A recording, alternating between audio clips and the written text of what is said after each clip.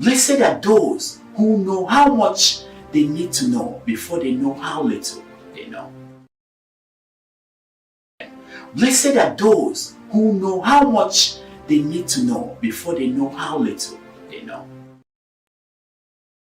And this interior, don't feel like you are making a mistake. And I've actually had this is exhausting. Our people, my God, this is exhausting. I think I'm going to leave this place because people are exhausting. I've had this conversation with CM. And he pretended as if he doesn't know the context you were talking from. This is scary. This is just scary. Our people, because people are so dishonest. You see you know here. What? Sorry, forefather. You should come and take over.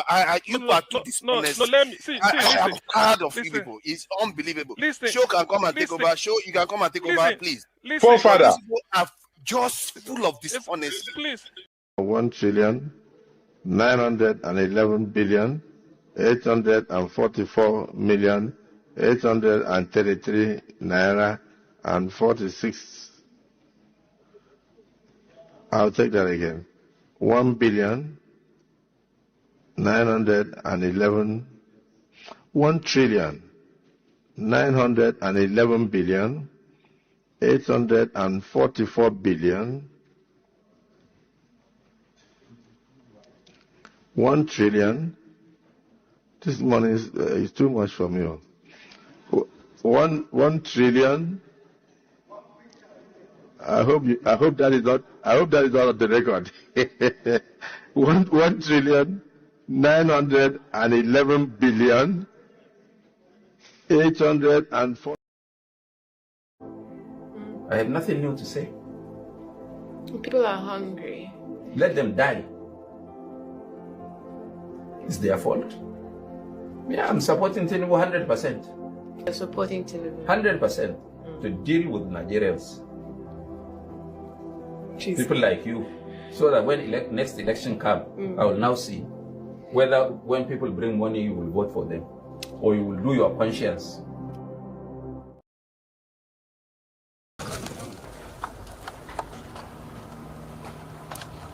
They have killed 3 persons in a house. That was the starting of the massacre. Yes. So as that happens, then we were afraid. And that was at my own personal area. There were 4 in numbers. And they are Fulanis. I saw them closely. I did not know what makes that I was escaped in the incidents. That was exactly what happened.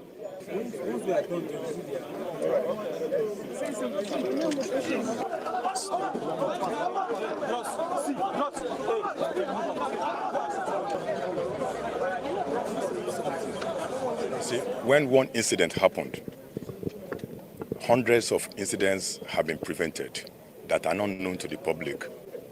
So that this happened does not mean that we have not been deploying. We have actually been deploying.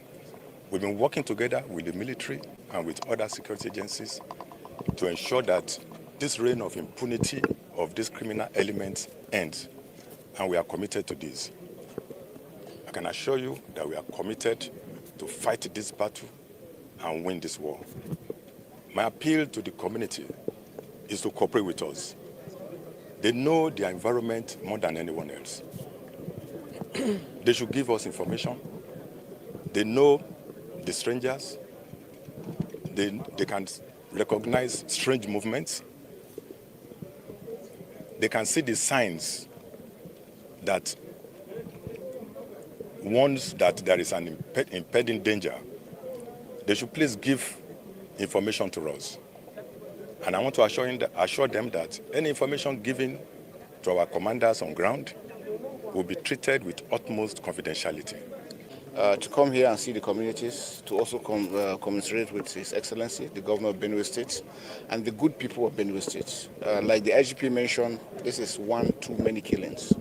We are tired of innocent souls being killed, and we're here to ensure that we address such. From now, I'll be going to see my commanders, and we have to change our strategy. We're going to look inward and see how we can address it. But like we mentioned, we cannot do it alone without the community, without the state. We need everybody to be part of it. We understand that even before now, we used to have, even within us, people that compromise and give information. Because going around, you see the way some of the burnings were made, they were targeted, and which means they had insiders.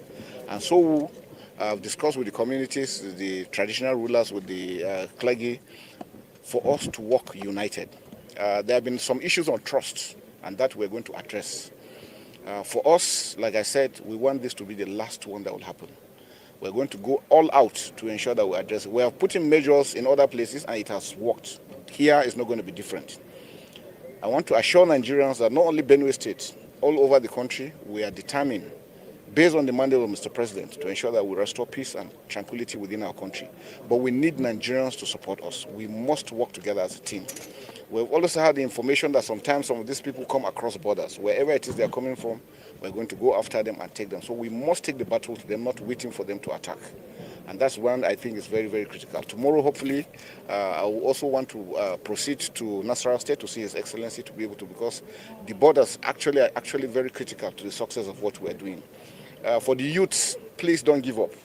This is our country. We can never, ever give our country up for anything. And this madness must stop and it will end. Once again, my heart goes out to this community of mine in the state and the entire local government and then the entire citizenry of the state. The presence of the Chief of Staff, Chief of Defense Staff and the IGP mean quite much to me, and definitely the people as well. The moment they heard of this, they called from Abuja same day, and they had condoled with us. You see the problem? You see the problem right there? The governor is more interested in the chief of staff and the people who call him beyond the over 200 people that are being sent to their early grave. That is what governance have turned into in our nation. Some lives are more important. Welcome to you guys. I'm sorry I'm starting this way today because what's going on is totally unacceptable. Even to when you talk about, even among the animal kingdom, it will not be accepted. What more of a human race? So you see what goes on in our nation. Now, I want to before we go forward, I want to flip a little bit backwards. You see the chief of army staff who was, or chief of defense staff who was there talking. Okay, so I don't take it out, so you don't hear it from my mouth that I'm probably, let's listen to somebody talk about it. Let's listen to this guy who is a representative who is one of the people from Benue. More so that this is not the first time, and particularly painful because the venue, the place where this occurred is one that ordinarily we would think is protected. I say this because Yelwata is a border town between Benue and Nasarawa State. And at that border town, there is a military checkpoint that has been there for at least 5 years. This military checkpoint is populated with not less than 15 soldiers, I think headed by a captain or thereabout. I'm not specific, I don't know the exact rank of the officer in charge, but there is a permanent feature of the Nigerian army located in Yelwata. So it becomes difficult to understand how these attacks could go on between 10 to 11 p.m. midnight and last for hours all the way to the early mornings without any intervention by this very formation that is right at the doorstep of Yelwata. Dr. Bati, if you move from Nasarawa State to Benue, Yelwata is on the road. It is not a village, maybe a kilometer. No, it is directly on the road. It's one of those villages where the Catholic church is by the road, the primary school is by the road, the market is by the road, and everything is by the road. And if you look at the pictures, for the houses that were burnt, broken down, and killed, and the people that were killed inside those houses. You could simply look at them in their rooms and then take the camera all the way back to the road. It's difficult to understand, and for us in Guma local government, we're in a state of shock and perhaps feeling like orphans, feeling abandoned by those who have the responsibility to protect and safeguard the lives of our people and their properties. Now, we have a situation where a few weeks ago, when these same killings happened in Daudu and a couple of other places in Agan, Mr. President, President Bola Ahmed Tinubu had directed that the Chief of Army Staff should relocate to Benue State and resolve this matter. I can tell you that, yes, the Army chieftain got to Benue State, met with his officers, because Benue State hosts two army formations. There is the Nigerian Army School of Engineering, and then there is the 72 Special Forces Battalion. All of them are in North Bank.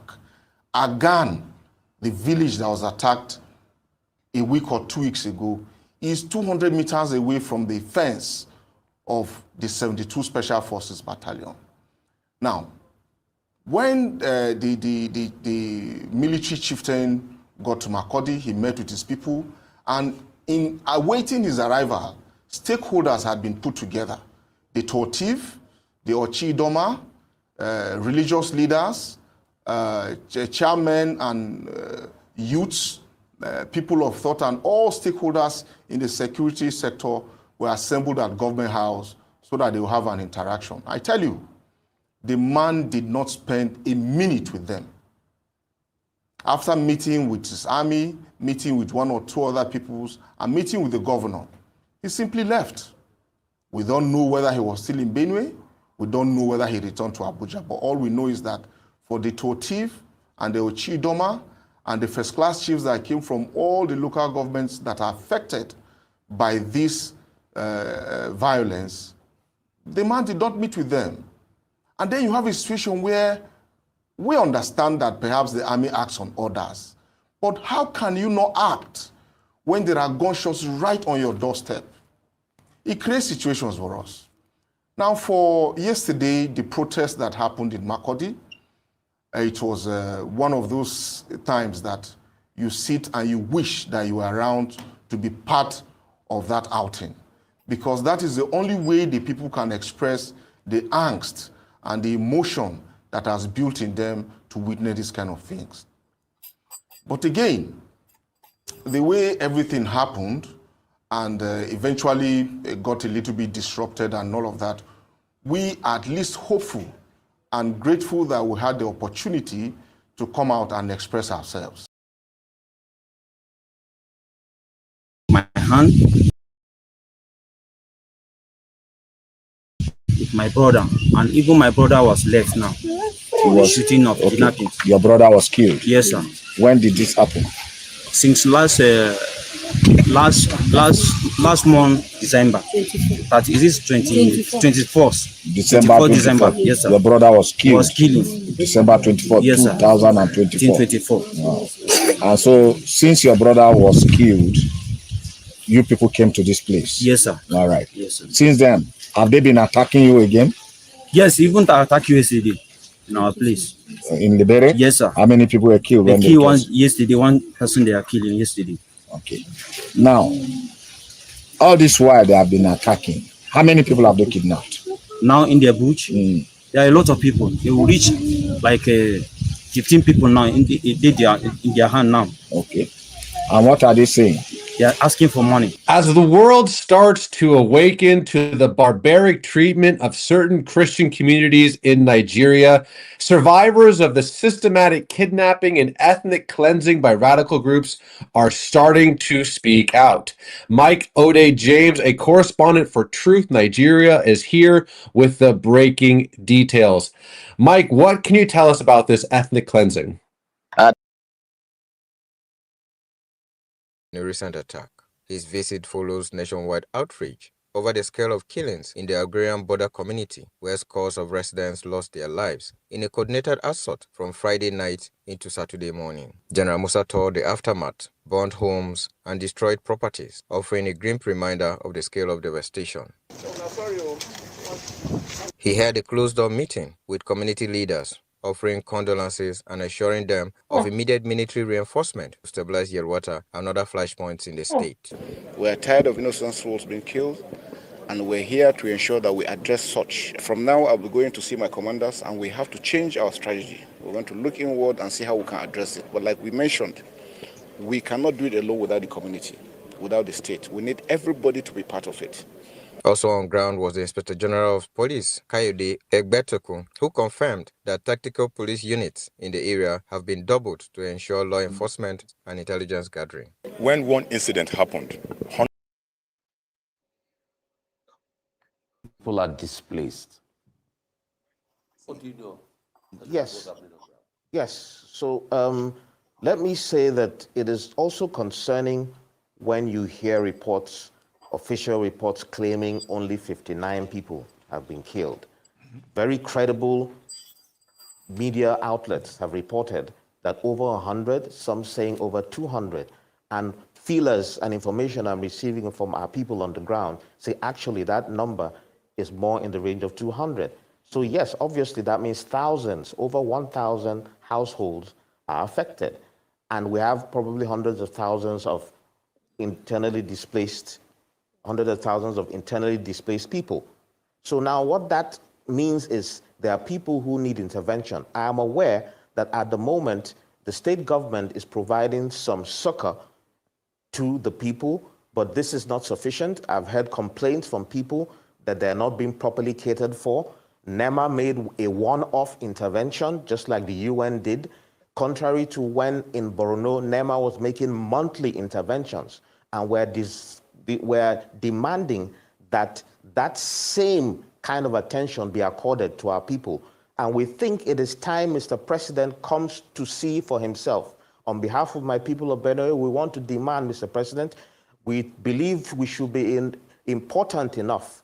The killing, the massacre should be important enough for you to come yourself and see what is happening. All over the world, the commander-in-chief comes to meet with his troops, comes to the ground to see what is happening. Just like my brother in the studio in Lagos said, the Chief of Army Staff, not only the Chief of Army Staff, the NSA came to Benue, they just came to Makudi. None of them went to meet with the troops, to my knowledge. I'm even just hearing that the Chief of Army Staff did not meet with our eminent chiefs. This is shocking.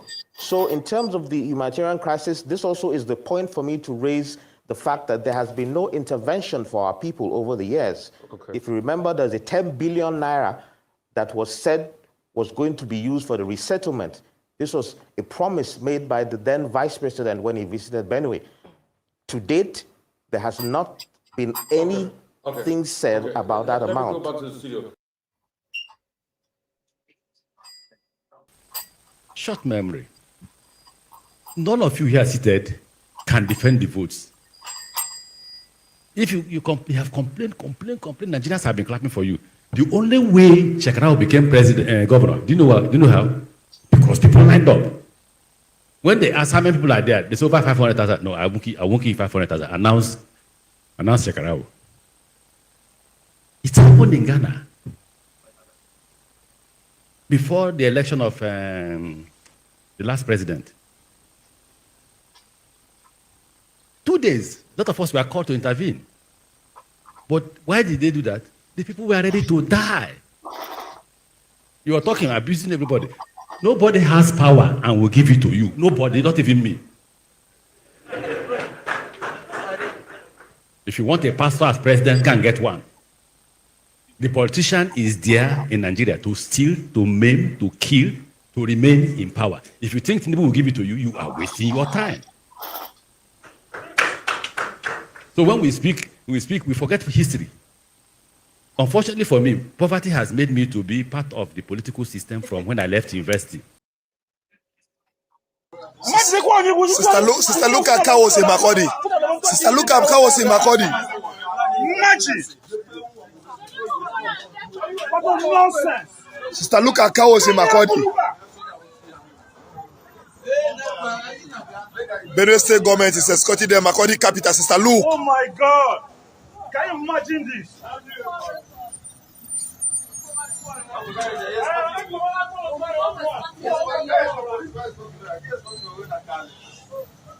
So, friend.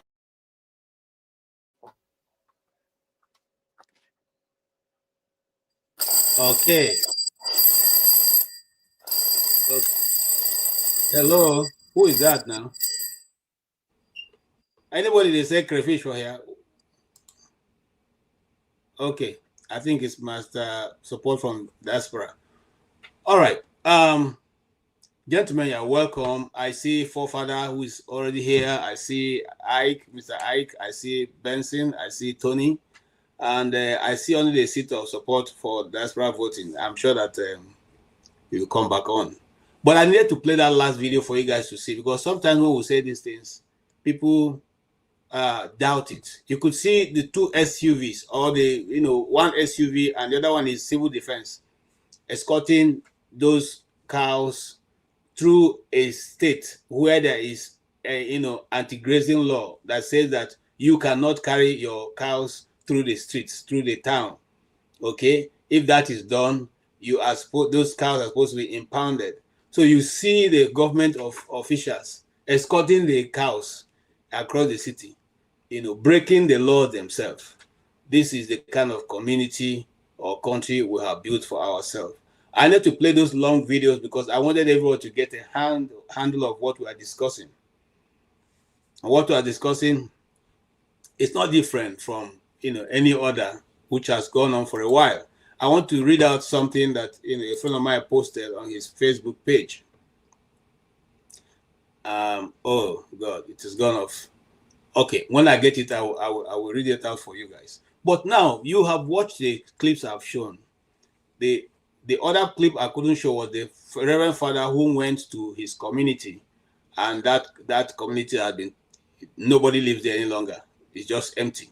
These are major farming communities that all these people have been ransacking and making sure that nobody.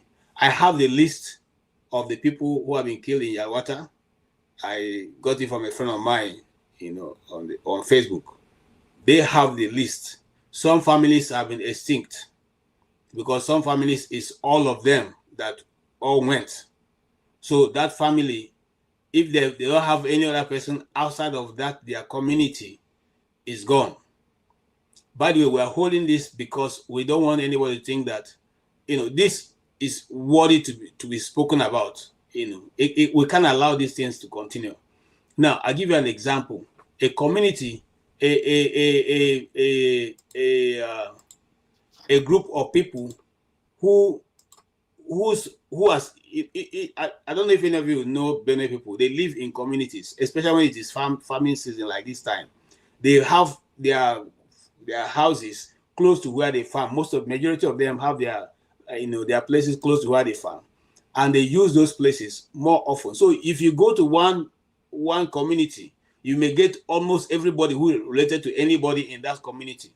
So if you go to that community, for instance, and just like pictures have it, and clear everybody, that means you have taken out a whole generation and never to be found again on earth. You have extinct that DNA out of existence. This is what is happening. And so it's not a child's play. And when some of us discuss it with vehement in our mind, people think we're just, no, it is, think about it, for instance. Think about what is going on. That means that family and that DNA that God created for a purpose, that purpose can never be achieved again. Not on earth. That's what is going on, gentlemen.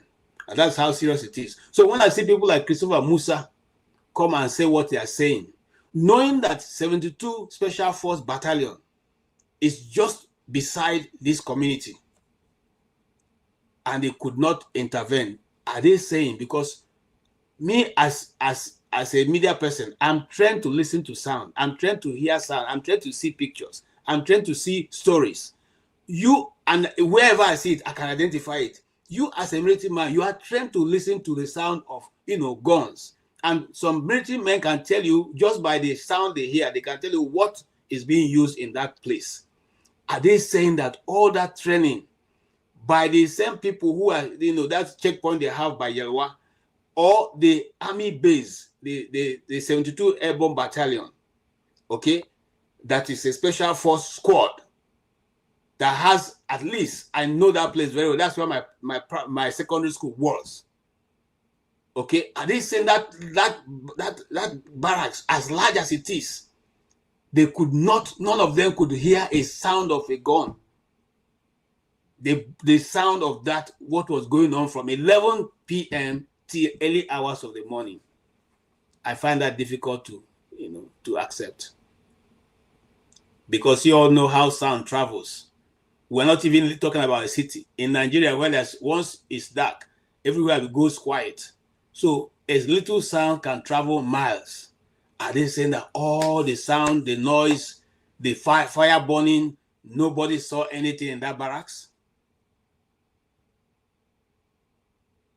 Well, so that I don't be, let me give you guys opportunity to speak, and I'll just once in a while ask questions. Forefather, you're welcome. Maybe you make your opening statement, sir. Thank you, KJ. Thank you for having me here. Greetings to the panelists, the chat, and the viewers. Well,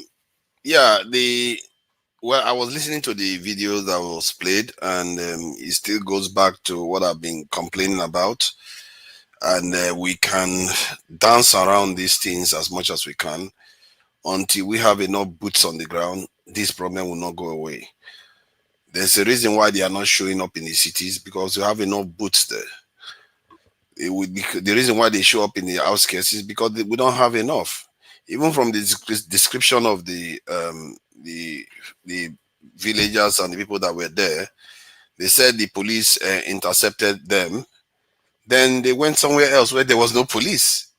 That's what it does, the problem. It's been like that forever. They will just go somewhere they are not present and cause havoc and walk away. And except our soldiers will turn to spirit. Otherwise, they can't be anywhere at the same time.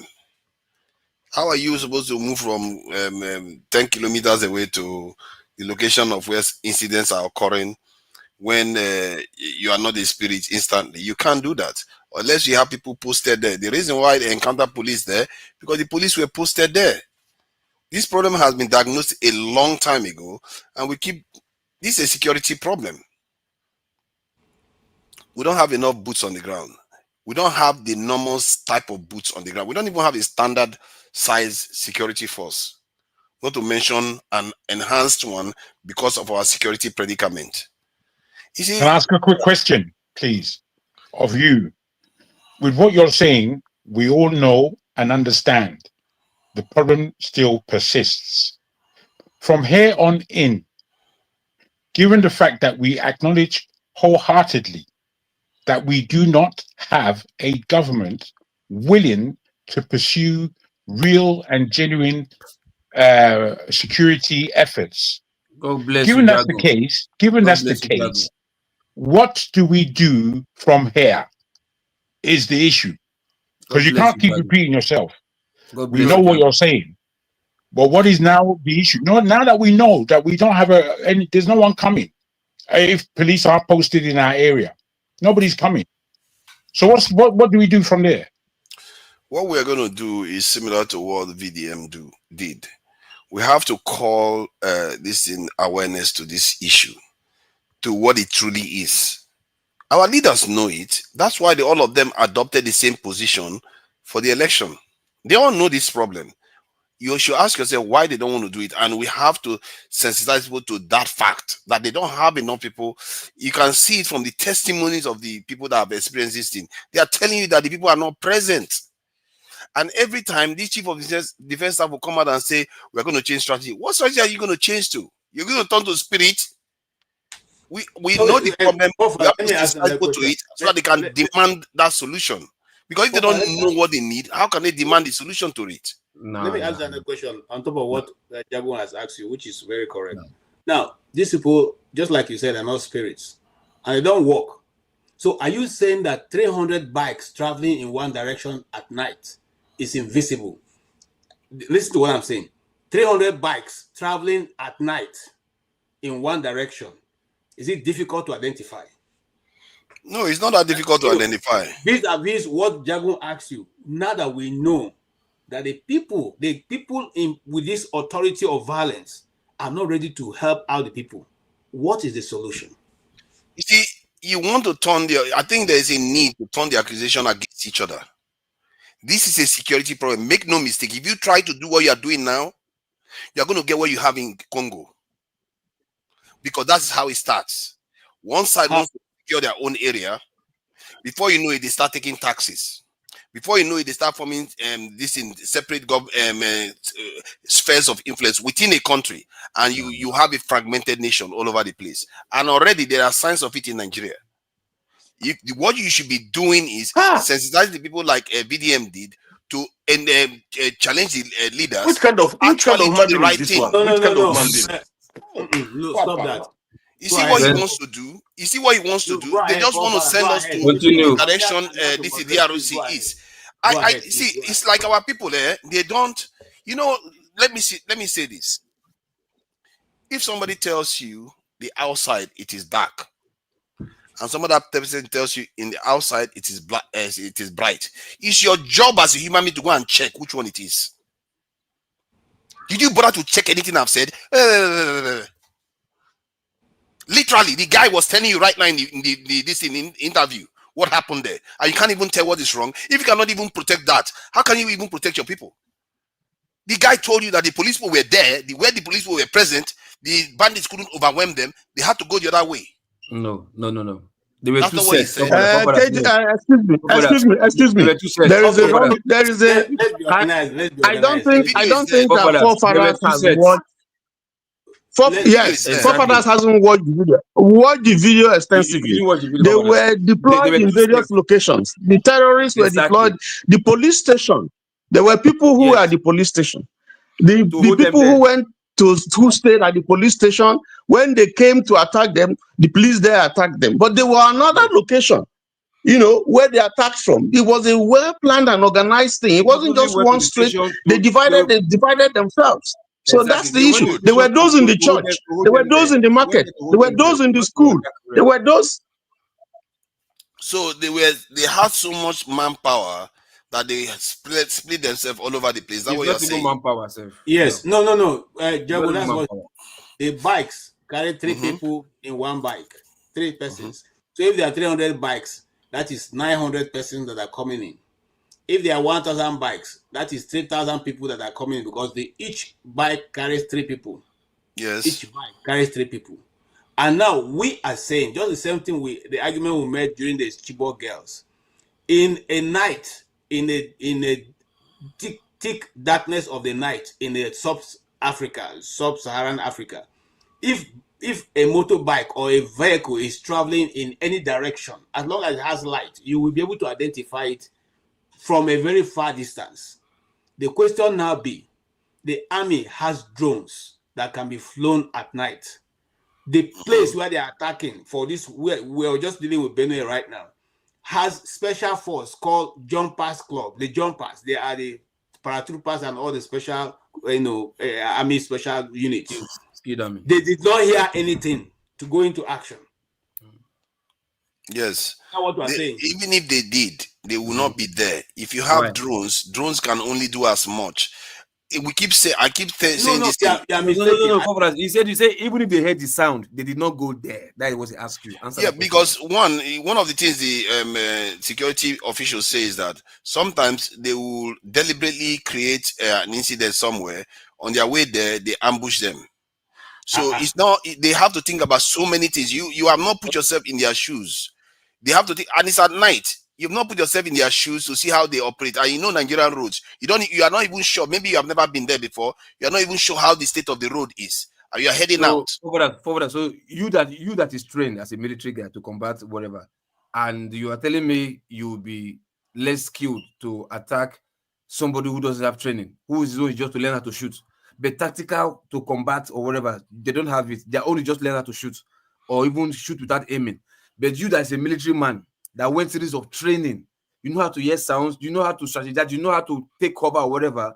You cannot go there because you don't know how the road is. But you are saying, hold on, wait, listen. But you have a barrack 200 meters from that place. So you don't even know your terrain. You have a barrack in a place, you don't even know your terrain. Where there's bad road and where there's no bad road, and how to navigate where you are residing as a barrack. You don't know it. Yes. So you say you're a military man. No, I think depending on where you are going. No, the point I'm making is that there are various reasons why officials don't move. The idea, see, you can keep playing around with this round and round. You can keep talking about this. We've been doing this thing that we do. Lives are getting lost. What do you think you are going to do that will ever solve the problem? What do you think you are going to do? This is forefather. This is the actual question. You see, you are underlining that there is an official route to take to stabilizing the issues and problems that we have with the Fulani herdsmen and terrorists. You are underlining that the people who have been suffering this for a good, 10 years now, at least. Yes, they've been suffering for this and the government hasn't done anything. In fact, what we've seen is that when there is somebody who wins over against the herdsmen, that person is arrested. If somebody kills a herdsman, we know the guy who's the story, I forgot his name, who's in prison for 10 years, facing execution. Mr. Sunday. Wait there, please. I beg your pardon, KJ. I didn't mean to disrupt, but I just want to. You see, we can't. The guy's name. The guy's name. No, he's telling you the guy's name. IT. You see, whilst I enjoy sometimes what Forefather has to say, it can't become a mantra just because there is that belief that Nigeria as a country needs to be security conscious. We understand that. The fact of the matter is, the failing of the government begins at the security. Even before corruption, it's all purpose driven. So how do you ask the people who are supposed to give you security, know that this is a number one issue for generations, and they are not doing it up to yesterday? Today now, if somebody in your state, wherever you may be from, organizes his village, the next villages towards him, to speak about, okay, this is not necessarily vigilante, or this is us protecting ourselves and our area and our property. And what we are going to do is X, Y, and Z in terms of they would train young people with ammunitions. They will train people to know what the hell they're doing, what they're defending, and can act in any area within that state, whereby other villages would run to that particular village that is being attacked, so that it is seen that you're not alone, you're not a single person. Is that not more a conscious way of survival in a country where we don't have a government? We should stop kidding ourselves. I'll put it back to you. You have to move this thing around properly. Sorry. Yeah, but they asked me a question. They didn't allow me answer the question. Okay, conclude so I can move on. Yeah, let me conclude. In terms of the solution, one, you need to increase the number of boots on the ground. Basically, create the same. You're repeating yourself, man. Let me finish, please. It's okay. Stop interrupting me. Come on. No, sorry, I don't want to do that, but you are repeating yourself. Let me just let you know. I know I'm repeating myself, but people keep asking me the same question. Because when they keep asking me the same question over again, look at the question here. Somebody asked me again, what is the solution? The solution is you recruit as much people with the type of you already see the solution in Nigeria where you don't have that security issue in the cities. You already see the solution, but our people are too naive, and some of them will be shaking their head here as if they know what they are talking about. They are just so ignorant, they don't even know what they are talking about. And when somebody is telling them, give me your own solution, if you know, you don't have a clue what you are talking about. Just stop. You see, you are irritating me when you just shake your head because people are dying and you're here doing this nonsense. Should I tell you? What kind of nonsense is this? People that don't know the not even done any research and you're talking nonsense. Shaking your head here like as if you know what you're doing. I'm sick of this, people. Bring your own solution. Let's hear it. And I'll question it here. Who are you addressing, forefather? I'm sick. No, this is Local P. I dislike people. People are dying. See, today I'm not joking with this conversation because our people are losing their lives. This is not politics now. These people are losing their lives there. Don't come here and start giving me fake numbers. If you have a solution, bring it and I will question it here. Let's see where I can justify it. And I'll tell you, I've put the solution before. All right. Nonsense. Okay. Yeah, Fofana, calm down. Let's move on. We'll come back. People are dying here. You're just shaking your head as if this is a joke. You are just playing. You know you're not serious. You're playing. Listen, we can't afford to lose our heads right now. It's ridiculous. I don't like people joking around. The solution is right there, and you can't see it. Calm down, Fofana. Ridiculous people. This area we're talking about is an area I grew up, so I know the geography, topography very, very well. If the soldiers wanted to intervene, they would have because they are close to those places. Exactly, my brother. That's that. But let's leave it. Let's leave that. Let's go with Mr. Ike. Mr. Ike, you have followed the videos we played. The defense chief of staff was there. The IG of police was there. For the first time, we have a good report from the police. At least they were able to defend their own police station when they went to be attacked. For the first time, normally what they do is they take off their uniform and run away. So are we going to see a new collaboration? Or just like Jago has said, what do you think is the solution to protecting our people who are, remember, put in mind, they all have been disarmed. They did amnesty. They said everybody should bring their double barrel, bring their hoe, their cutlasses. They went to give it to government. And now we come to this point. So how do you think the people can defend themselves from, further attacks? KJ, first of all, before we talk about solution, you have to face the reality that we are right now. For forefather to say, the reason why the military didn't go is because they might be ambushed. They don't know the terrain. Which is wrong. You see, I am surprised that this comment is coming from somebody like forefathers. A military barracks that is stationed in a state. You don't know the terrain. In a terrain. particular place in a state that they know the whole terrain of the whole area. The military barracks was not established on Friday that this didn't happen. That military barracks has been existing for years. That's where my school was, my secondary school. I'm coming. So you are saying don't politicize this, but you're already playing politics with your so-called knowledge of your security. You see, this is why I always say all these people who speak a long grammar, I don't know how to speak big grammar, but I just say the fact. In every military station in every state, they know every terrain of every state where they are stationed. And for you to stand here in the public view to say that the military man support the emperor was just making a comment. Are they everywhere at the same time? My friend, keep quiet. They are. That's how they behave. It's military strategy. Keep quiet. Yeah.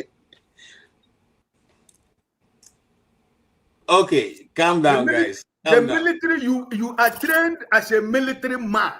Wow. You are trained as a military man to defend the people, to hear, to understand. You are trained. And you are talking about people, you are sent to defend the people who doesn't know how to defend themselves. And the enemy came. And you said that because they didn't go, because they are afraid to be ambushed. If you are not to be ambushed, who is going to, is it me to be ambushed? If you don't know how to defend an ambush as a military man, why are you in the military? Why are you wearing the uniform? Why do we spend the Nigerian money to train you as a military officer?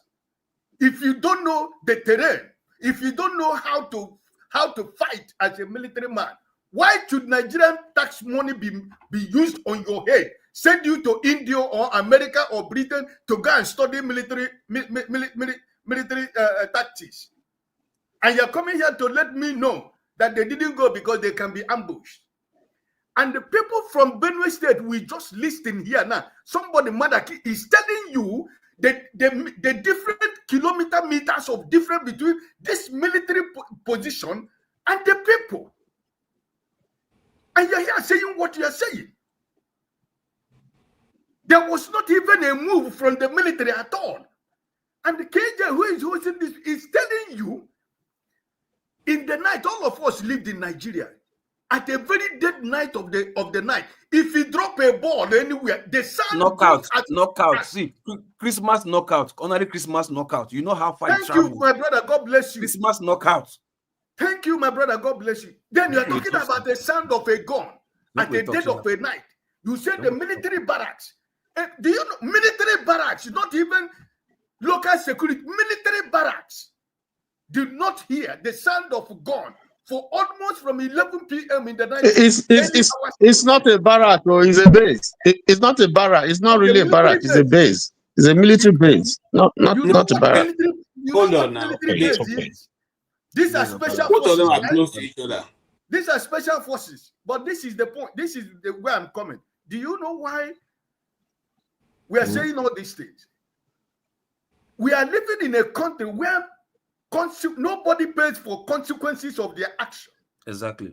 Since the killing that has been taking place in Nasarawa, in Plateau State, in Benue, in Niger, in Niger, in Enugu State, in the whole places of Nigeria. No chief of defense staff has been dismissed. How many people in this useless government has been fired from office? No chief of defense staff have been dismissed. No. As we are talking now, are we supposed to be talking about the chief of defense staff and the chief of army staff by now? This man, who is the inspector general of police, whose time has expired, that this man is decided to live in there because he wants to protect him for 2027. He wants to use the inspector general for 2027. Was he supposed to be speaking as we are talking now, as still the inspector general of police in Nigeria? Because this is a country where no price is paid for people's silly, inconsequential decisions. The Pope in Rome was able to speak about what happened in Nigeria from Rome. Now, your government, this government that you support, this present government you have, there was nobody saying anything but the Pope in Rome on Sunday. My brothers and sisters, can we just stop deceiving ourselves? Because that military base that you are talking about, that in Benue State, by now, as we are speaking here now, the commander of that base by now is supposed to have been fired. Everybody listen, from the highest ranking of that particular place, supposed to have been fired. And I want to end with this question. Is it today that we know that we have shortage of manpower in Nigerian military forces? Is it today?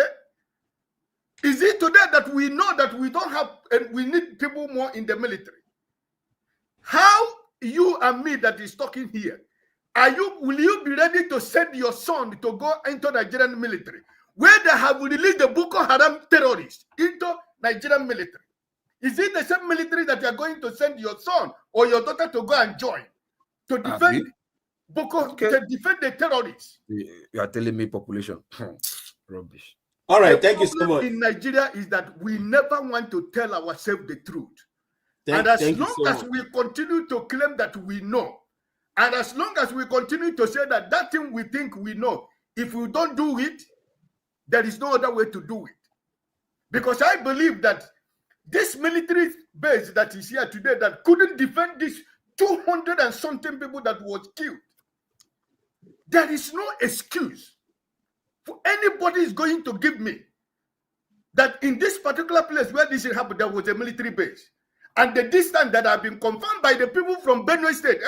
Those two people that spoke in our right, I'm not from Benue State. I don't know, but these are the citizens. They are telling you before you. And you are telling me here now, no. They cannot be everywhere at the center. Why didn't they go where they're supposed to go? At least go one place. Just go one place. All right. Thank you. Why? I have a real life case where that I lost somebody that I know in Nigeria last year. They were in a military base. They travel from that military base. They go out every day and come back. And yet they were ambushed on their way back. He lost his life. And you think you know? They were going for leisure. You don't know anything. They were not going for any security. This is somebody I worked with. I know this person. He lost his life like that. They don't announce his name on TV. And you think you know? You don't know what you're talking about. Okay, hold on, forefather. Hold on, forefather. Diaspora vote, support diaspora voting. Yes, sir. It's your turn now. Let us hear. And I want to ask you a question. It was difficult for the governor to even put capability where capability is due, like the lawyers will say. Why is it easier for the Pope to say directly what is happening in Benue, and even call to the point where he knows that those people were being sheltered in a Catholic church, and that is where they went to meet with them? Why didn't he mix words to say, we don't know what happened, but he said exactly what is on ground? And the governor, who is the custodian of the people, could not even say that much. What is the reason? Is it that just like people say we are playing, politics with everything, or what is it? Okay. This is simple, yeah. Look, I think hello, how you everybody doing? I hope you're all safe and healthy. Yep. Okay, look, you okay. I think shows used to say something like it's difficult to wake somebody who is pretending to be asleep. You understand that? So you are deliberately, as in putting your foot on the ground, not to end insecurity because you profit from it, or because you need the people who profit from it for your benefits, maybe election time or whatever. So you allow them to do what they want to do. Now you see these military generals, these major generals and what have you, senior officers, yeah, they are corrupt as the politicians. They are corrupt as Tinubu, Akpabi, or whatever. You understand? They profit from insecurity. So now I'm asking you this question, now, providers. Now you know this rule of the soldiers, like obey the last order, obey the whatever they call it, right? So if your guy at the top refuse to do something, they're not born you well, you go do what your guys may not do. You understand? And you also have this you see these YouTube videos or short clips from soldier men in the war front crying that they don't have ammunition. None of them have ever said that we don't have population, we don't have manpower, we don't have whatever. They've always been crying of ammunition, that they are not given the necessary tools that they need. None of them have come to say, we have a power because of they outnumbered us, because of no, they've only been crying of weapon, that the weapon that they're using is most of the cases they're their own. And they're still willing to go there because they believe they have the tactics to go there. If they know they are outnumbered in power, in manpower or whatever, they will have surrendered and turned back. And we have many of them running away of the Nigerian army year in, year out. There's this popular one now from Benue State that is trending right now. His name is his YouTube name is X-Man. He's online right now revealing all the secrets, all the dirty atrocities that the military people are doing. Revealing that they were putting the people were declaring him wanted. He's still in those states. He said they should come and kill him. His voice is coughing down, but he's ready to die and to release all the secrets that they are doing there. No time he has mentioned. All his videos, go and check. He's still there. No time I've ever mentioned that manpower is their issue. No time. They've always been talking about welfare. How they send them empty-handed to the war front with hunger, nothing, no salary, no nothing, no morale, no empowerment. That's all of them have been complaining about. And what I said, telling me about boots on ground, as if that is a problem.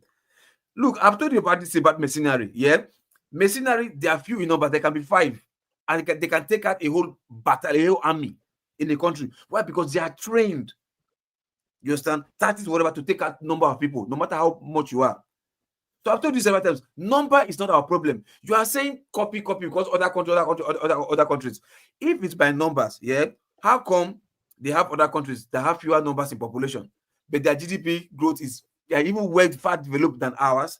The GDP growth by height is far more than ours, but we have the numbers in population. Yet we are sit down. That's just when a government is willing to do nothing. Have you looked at their security posture? Listen.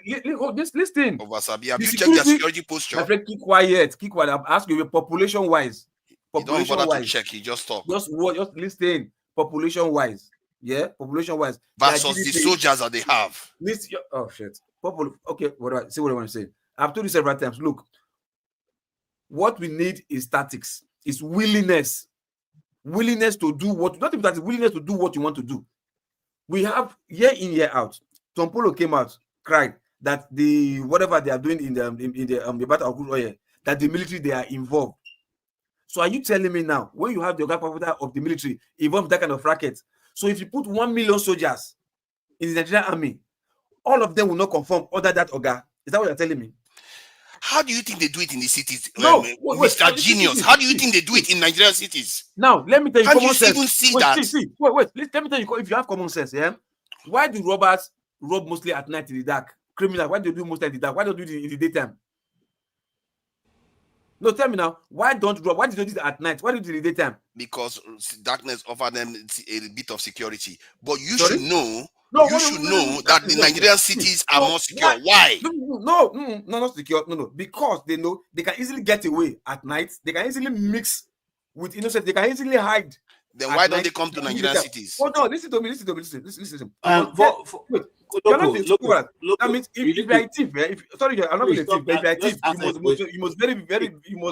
you must be a very dull thief. So you think it's darkness? That's why they don't come to Nigerian cities. I don't understand. How can you wait? So I will be a criminal right now. I want to commit crime. I will go to where they will catch me. Am I stupid? That means I'm so those soldiers, they don't have fake weapons. They don't have substandard weapons. They are not corrupt. Those soldiers in the cities are not corrupt. You see how your argument doesn't make sense? It's not the soldiers in the cities. If I subject your argument to question, you can see the holes in it everywhere. Listen. Okay, hold on. Go ahead. It is not the city. There are holes in all your argument. It doesn't even make sense. Let him make his own argument. He allowed you to make your own. Listen, it is not the cities. Yeah, it is because they know if they go to that place and rob, they will easily be caught. One, they will not succeed. Two, not because of military or whatever. Even the citizens might even give them hot pursuit or even defend or whatever. Not even because they are. And listen. Who told you there are more barracks in the cities or whatever? You understand? Who told you that? You only have more stations in the cities, more police stations in the cities. That's why division police stations. They don't go there because it's just common sense. I can't go there and commit that. It's like it's suicide. So I better go and do my stuff at night than to go in the daytime. I can't go there in the city because it's not common sense. So any robber or any criminal that wants to go and operate in the city, that means that criminal must be a very dull criminal because you know there are more people there. Let's move on. It's not because of security. There are more security in the cities. No, it's secure, not because of security, because of the citizens. Gentlemen, the citizens that will be running for their lives. Okay. Hold on, guys. Forefather, hold on. Thank you so much. I just want to, before I come to Tony, I want to let you know, Forefather, that the Fulani herdsmen have gone to parts of Abuja and kidnapped and taken people away. I know plenty of my friends who have called to say, look, this is what's going on. Estates, I'm not talking about this, estates, secured estates, where they have police barracks. Yeah, military barracks. That is low-level criminal. That's more like criminal behavior where they go and kidnap. I'm talking about killings. We are talking about 200 people. This in the slaughtered. To kidnap right, in the cities. You see that in the cities. Let's move on. To kidnap and to slaughter. Okay, there are two different things. That one is crime. Now that one's crime. There's kidnapping happening in America too. So what are you talking about? We are talking about slaughtering people. Taking land and all that stuff. The one that they went to do in force headquarters, in defense, one military base or whatever. What is that? They have let's go there. Let's go ahead. Special operation that they carried out. Tony, you don't see that all the time in the cities. You're a joke. That's a joke. Let's hear from Tony. Good evening, everybody. I beg, let us local P, I beg, take it easy. Just mind your language, please. We're trying to. This is a very solemn occasion. That's what special broadcast. This is a solemn occasion. It's not one for us to quarrel. We're trying to sympathize or empathize with people who are our brothers and sisters who are killed and those who are being forced, out of their homes. The tragedy of the situation is that honestly, we have to put the blames where it should go. The people of Benue have not been treated fairly by the government. They have not. There are some of them who are in Cameroon as refugees, some in Chad, some in Niger, in their hundreds. And then we still have people who are internally displaced. Not for 1 year, not for 2 years, not for 3 years. Over many years now. Some people born there, some people don't even know where they come from. Lands have been taken, homes have been taken. And not just in Benue, Plateau, and so on and so forth. This has been a recurring decimal. So we really have a situation in our hands. If you go by the pronouncements of the various military chiefs and paramilitary chiefs, you would see that they are not finding it easy to deal with this situation. And it is not just that they are attacking rural areas or so on. They have attacked cities. They have attacked Owerri. They have attacked Enugu. They have attacked, Abuja. So this is not, we can't just say they are attacking outskirts and so on. No, they are daring now because they are armed. They have drones. They have sophisticated equipment. We've had soldiers themselves, rank and file, telling us. We have seen videos. And they have attacked prisons in Abuja and released Boko Haram people who are in prison there. So let's not try to trivialize this issue. The case we are dealing with, these people don't sleep in their homes. Some went to go and sleep in the church, in the Catholic church. It's a long stretch along the road. Yeah, water from the video that we have seen. People just left their homes because they feel their homes are not secure. So some are staying in the market, some in schools, some in the police barracks, and then some who stayed because they felt that there's a military base very close. So they felt some security.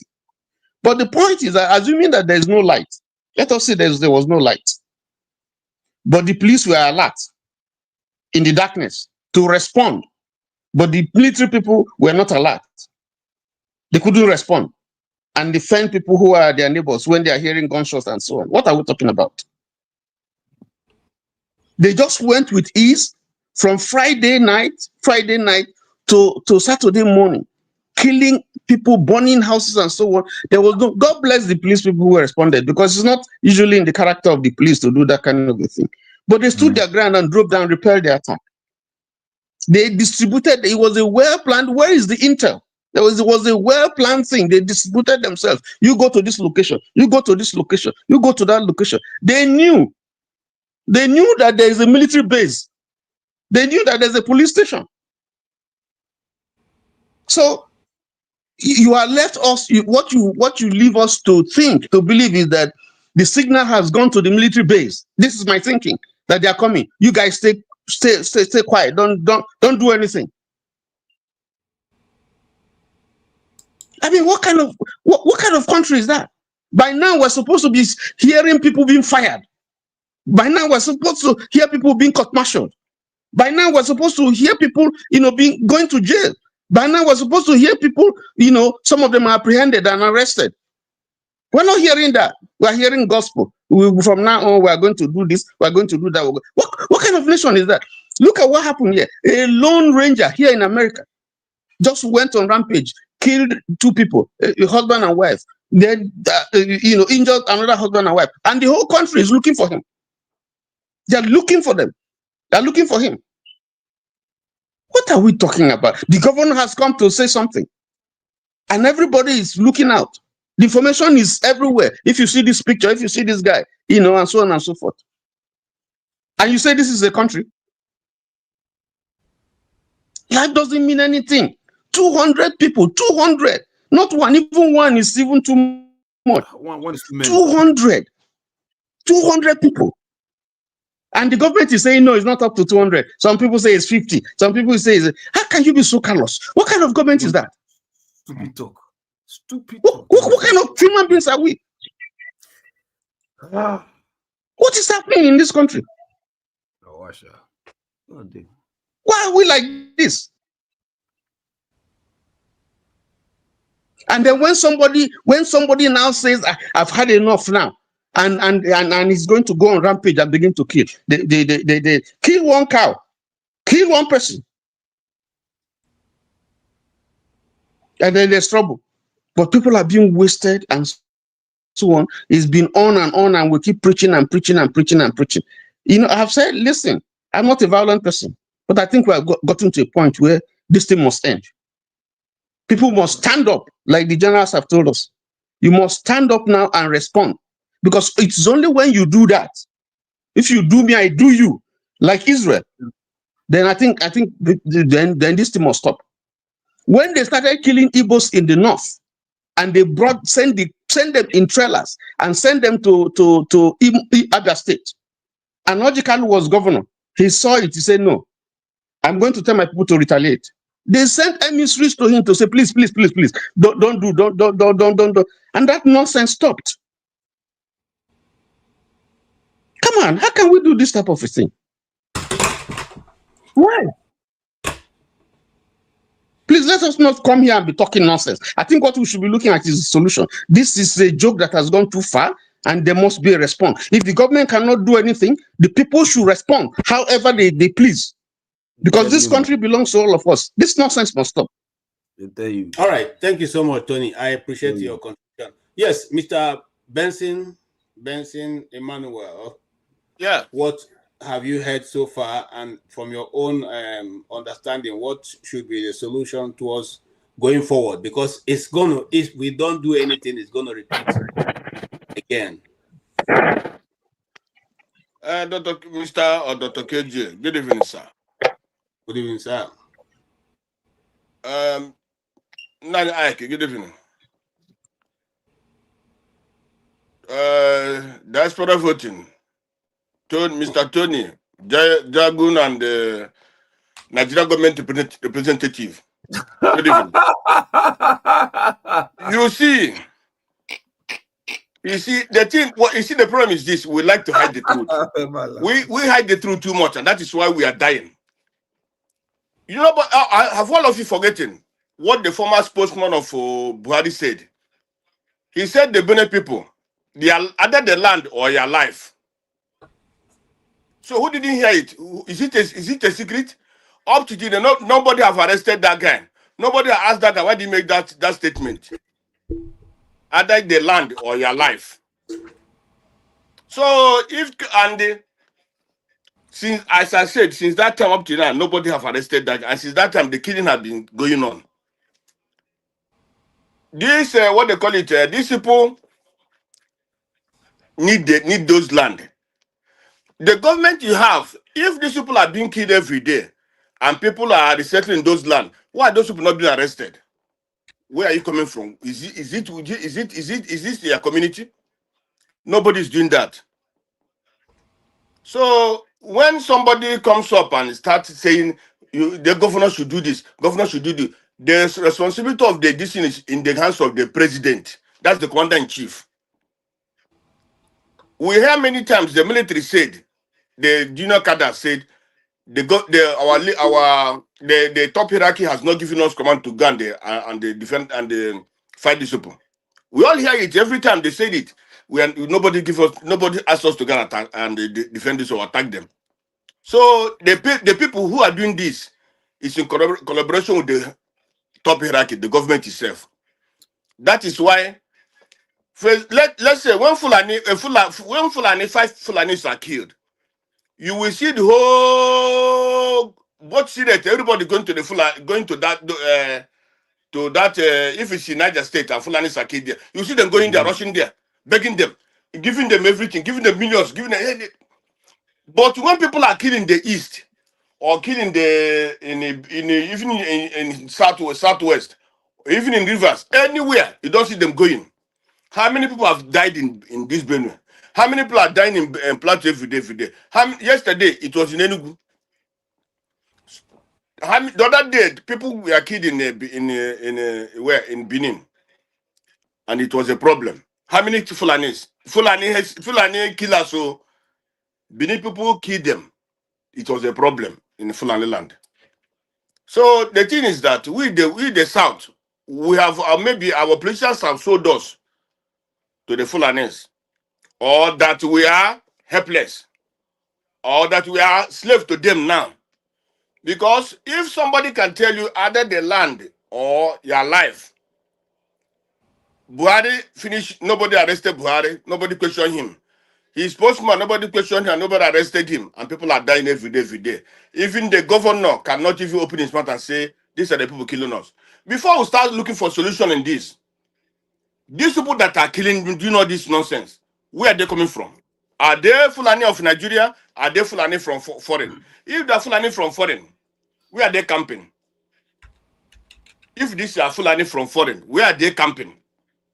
Where are they? Where are they getting the gun? And why can't the military destroy them? The military of the Nigerian military before they went to Ekomog, they went to Liberia, they went to many places, and they were victorious. But in your own country, some ragtag people are coming to kill people in your own country. Keep quiet, and you say they don't have this, you don't. So we continue to deceive ourselves. You see, my brothers, this APC is to destroy Nigeria. This APC have people they pay. Those people they pay, they keep on going to Niger Watch. They go to One Man Watch. They go to everywhere to defend the government, to defend this nonsense. Somebody asked, when the Abacha was there, when the Bangla was there, when other people shagad all of them, was Nigeria not having a military people? What were the numbers? And what are the numbers now? So what changed? What changed? Immediately Buhari came in. This issue of federalization and so started. This issue of either the land or this thing came. It's even unfortunate that these Fulanis will leave Fulani land, go to all the way to the east and start killing eastern people. It's unfortunate that they live even that place and go to Yoruba land and start killing Yoruba people. Go to that place and killing Benin people. Go to that, leave their place. Can Benin people go and kill Fulanis in Fulani land? Can Easterners and Easterners take gun and go to Fulani land? Can other tribes go, even Yoruba, take gun and go to those people's land? Why are these people not being arrested? It's only in Nigeria that you hear that terrorists or these nonsense bandits are arrested, and also after they had rehabilitated and also giving jollof rice, giving cars. It's only in Nigeria. Recently, or what? The military put a bounty on to arrest him. He came out, and what did the military were with him? What do you do to a terrorist? Do you keep a terrorist, or do you kill a terrorist, or do you arrest a terrorist? You know that this person is a real terrorist. What did you do to him? You leave him to continue to roam around to kill. We are negotiating with the terrorist. The other one they call, what is that his name? I forget that one. The other one that is taxing people in some villages. Up to now, the military cannot be able to arrest him. But let this happen. Let that somebody in the east act nonsense tomorrow. You see, the military will take it. They say they are making dancing, snake dance and nonsense dance, crocodile dance. That person must be arrested. So why is these people not being arrested? Why those that are arrested are also released?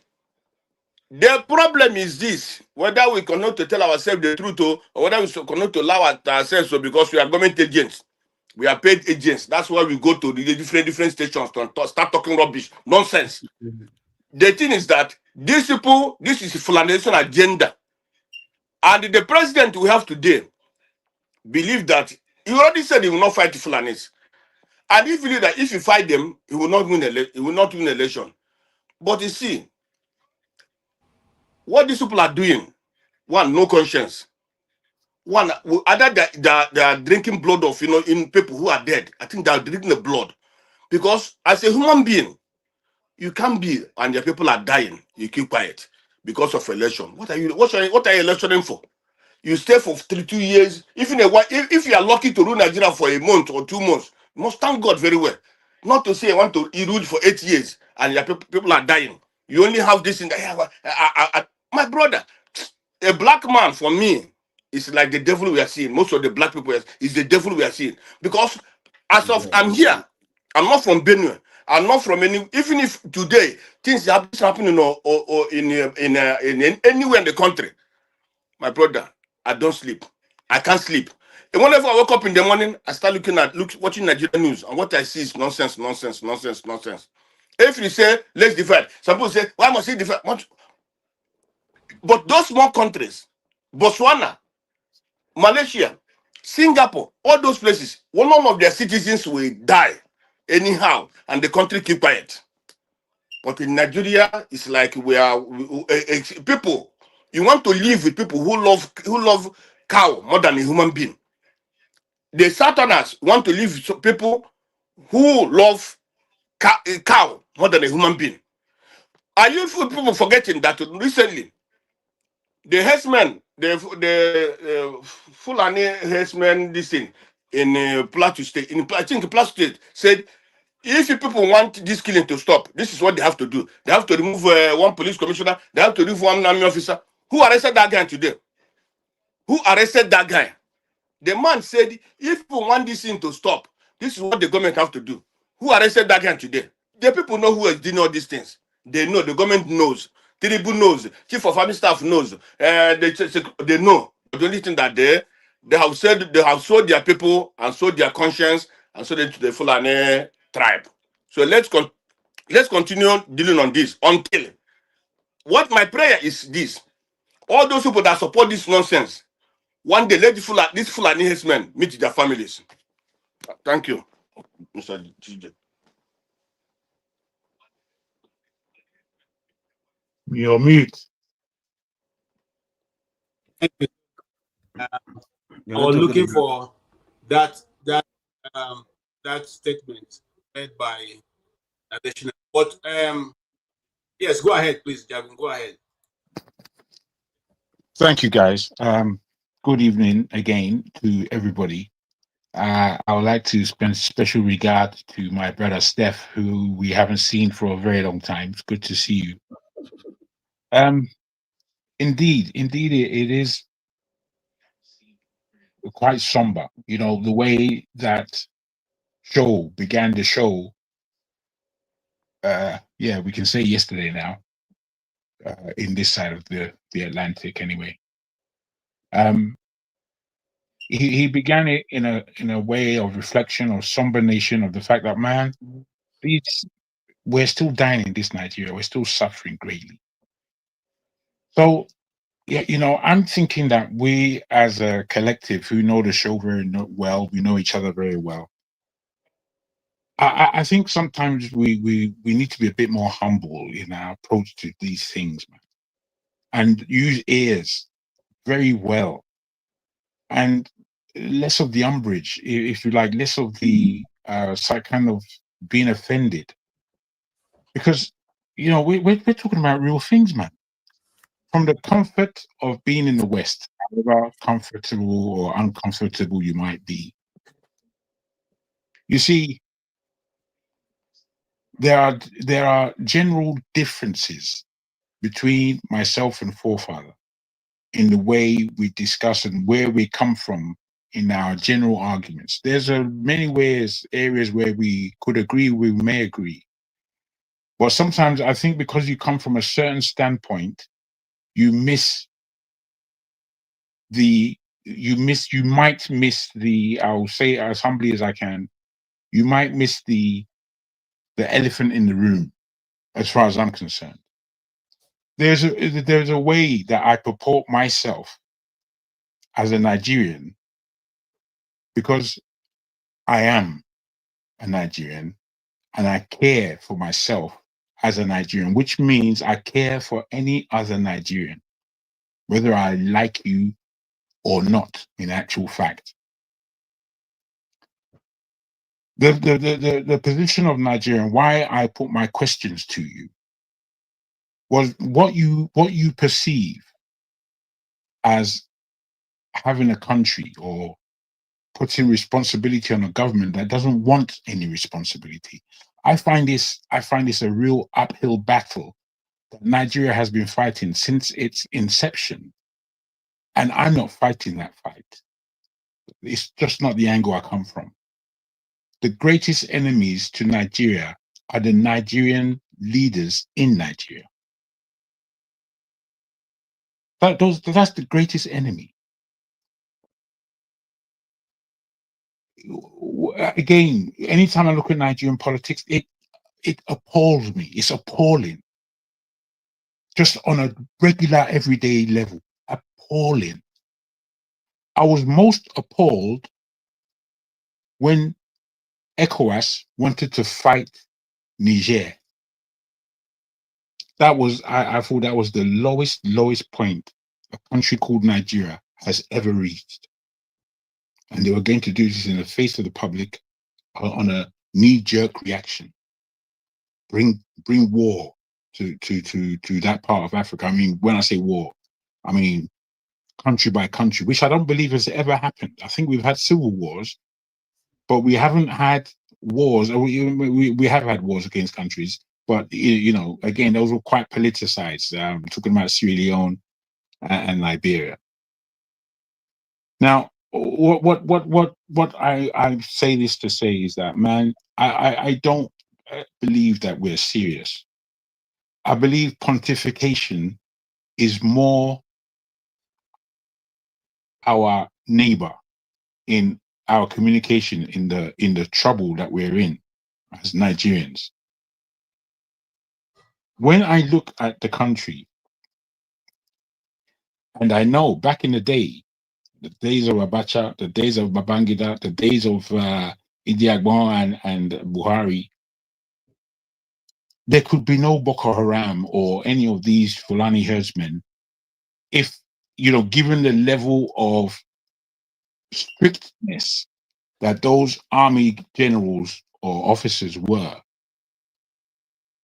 You know, when we talk about army, as stupid as the army has been, as stupid as the politicians have been, they get better the further you go back in our history.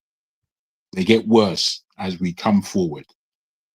So, given all this, I think we must live in the real world. Given all of this, how do you deal with your government directly? Not to say that you shouldn't, but it's how. Because if they're telling you lies, if they are propagating a two rule scenario in the country called Nigeria, when we're trying to live under one rule, if they are not arming the security boys to make sure that they can do a good job, because I you know, I don't follow security, but I probably follow wars more than Forefather. But I know Forefather follows a lot of this security thing. Do you know where Africa is concerned? That it is actually Nigerian soldiers that give the greatest breakthroughs in terms of war. Forget what Nigeria has done in West Africa as far as ECOWAS. Forget that for a minute. There was a time, I think it was First World War, that they sent there was things happening in North Africa. I don't really know if it wasn't Ethiopia, but it was Ethiopia, Somalia, Djibouti, one of these areas where no army was getting through until they got the boys from Nigeria. During Burma, with the horrors that were going on in Burma, it was the Nigerian section of soldiery that went and made sure that they had breakthrough inroads into the enemy area. These are things that I followed, and it doesn't surprise me, this history, because we are Nigerian. We're made of something that is quite special, I suppose, if you look at it positively, in the humankind. Those people that call themselves Nigeria, they are acting within a certain power in this world, in the way they influence, in the way they lead, in the way that they will feed example, you know, positive, good examples. These are Nigerians, as I know. But somehow, when we look at our own country, it's a pig of shit, and we get involved in the pig of shit politics that they offer us. And I find this bemusing. I find it extremely bemusing. You're celebrating your enemy, which is your government. And I don't know when we're going to get this straight, because I don't think we're going to purport any solutions without agreement on the fact that we don't have a government, we don't have a country, particularly this government was stolen. So this particular government has a lot of questions before it. Given that scenario, which is how it is, whether we like it or not, given that scenario, I, for one, will not, living in Nigeria, be able to follow all the rules that they have there. I living in Nigeria, I won't be able to follow all their dictates and rules. At worst, I would become a Lawrence Anini. At worst. All right. Wait. Given that I don't want to be Lawrence Anini at all, I would have to make my roads into, becoming some kind of Che Guevara or something, because I can't live like that. I can't live the way Nigerians are living, and start sword fencing with the government or whoever is bigger as to, "Oh, give us some now. Let me do this." Or begging in a country that is so wealthy. There's no need for any begging. No need in Nigeria. I'm not happy with the way this discussion on this side started. I was much more happier with show, as it were. And this is not against you, KJ, for the way you purport the show. No, not at all. It is more about, are we still pontificating about questions that come in Nigeria's path, and somehow we use our mantra to answer questions that need a particular eye, a particular way of answering it, a particular heart for Nigeria. You need these things to answer serious questions. I don't believe, forefather, if I can say your name, I don't believe we can carry on with a mantra that speaks so solidly about security when there hasn't been any security for so long. It's not that Nigeria doesn't have the money, but they don't have the will. Okay. And when it's like that, you can tell yourself that this thing is written. Okay. It's written like this right now. This thing is planned. It's not like it just happened. We've got to think. We really got to think. I thank you for the time given. Thank you. Thank you so much. The purpose, one of the greatest challenge that we have in Nigeria is that we don't even want to tell ourselves the real truth, which is the reason for what is going on is going on. Even if you decide to say that the Fulanis are of the ethnic stock in Nigeria, they cannot be running roughshod as over everybody. Even if you say that the Fulanis have a right more than every other person, the cattle rearing is a personal business. It's not a government business, and consequently cannot now take a place where government is the one financing and supporting and creating avenues for them to go and do their business, because other people don't take their businesses to other places and occupy people's forests and do all the things we are doing. If every other every other region or tribe in Nigeria is doing the same thing, there will be no Nigeria. We only have chaos everywhere. The reason why this is still going on is because other people have not come to the place and say, okay, we also will begin to do the same thing. Because you have, other tribes in Nigeria who, also do their trade. And when I say trade, I'm not necessarily talking about the Igbos, because there are other people who are fishermen. They don't go to the deep part of the river and go and live because they are fisher people and take over those lands. So we should be, very mindful when we respond. But here is, this Steve has not been around for a long time, so. And he's enjoying the weather outside wherever he is. You're welcome, sir. You have followed the discussion. What will be your own contribution? Like Jabu said, do you have a solution to what is going on?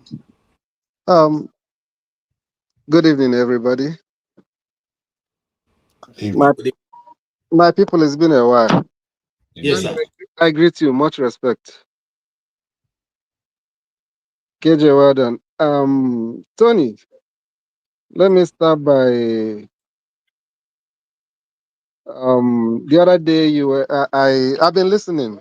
I've been following the program all this while, but there was a day that you gave your you recounted your experience of the Civil War. I was moved to tears. I wanted to join the program that day, but that was the first time I've cried in a very long time. I'm not making it up.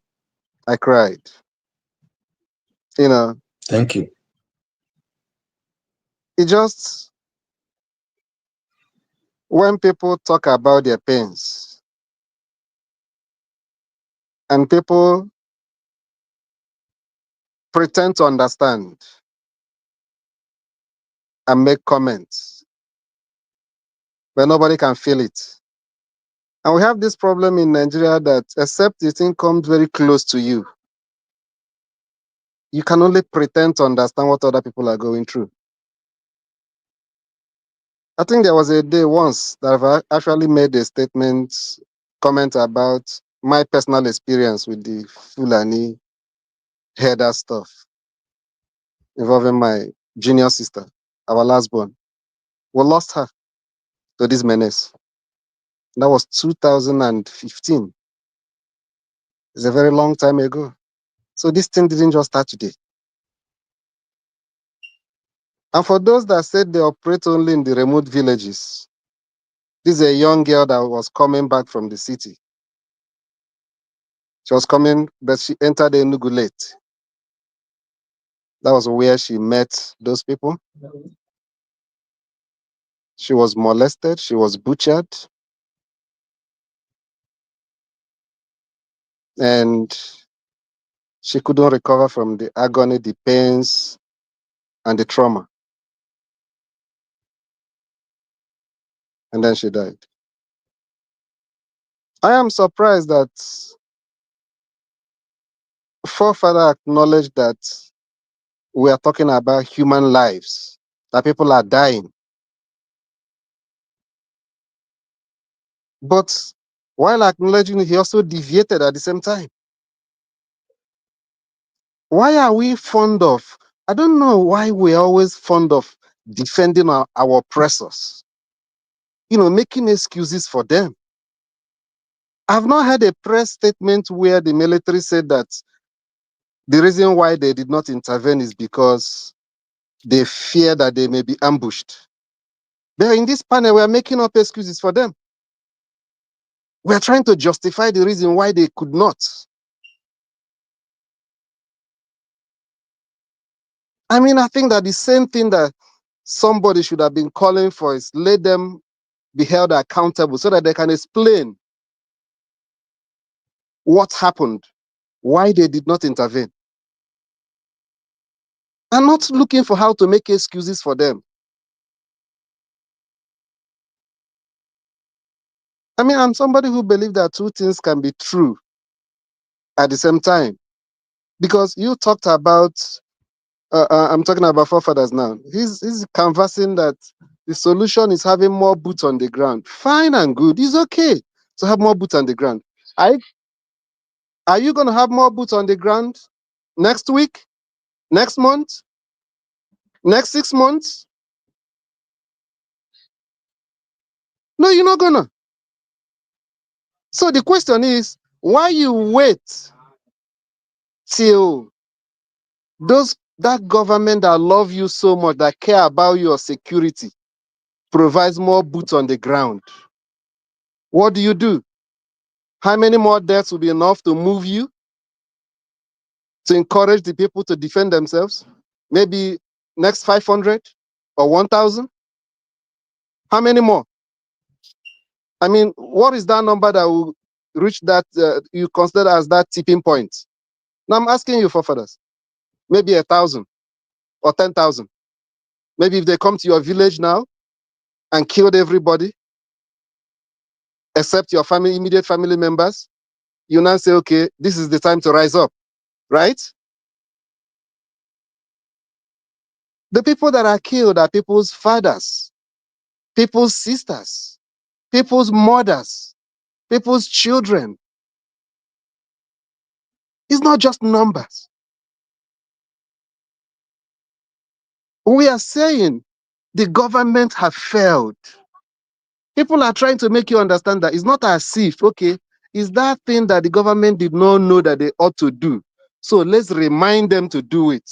No, we're not talking about let's remind the government that we don't have water in our area so that they can give us pipe-borne water.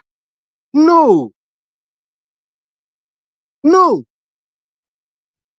That's not what we're saying, what we're talking about.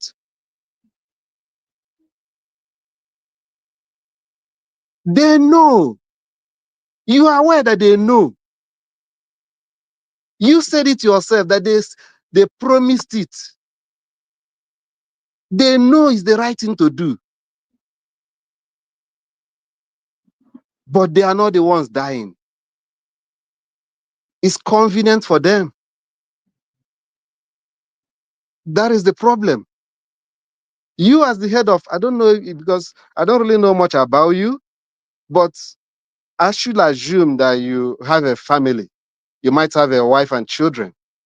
And if there is if thieves usually come to your house, maybe once in a while, maybe 3 times in a month and stuff like that, they steal, and maybe they've taken something that really pained you a lot, and you've been calling on police to beef up security in your household, beef up security in your neighborhood, and they are not doing it.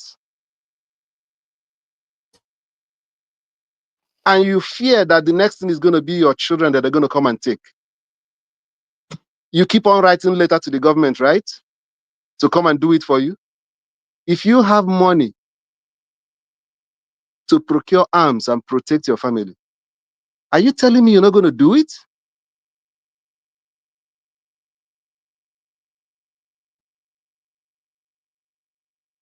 I would really love to hear what your answer will be. You're not going to do it.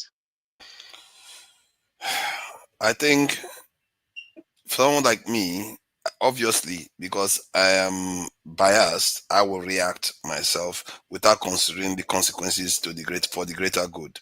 But it still doesn't mean that the greater good goes away. No, you've answered the question. What people are saying here is not that you should take the responsibility of the government permanently.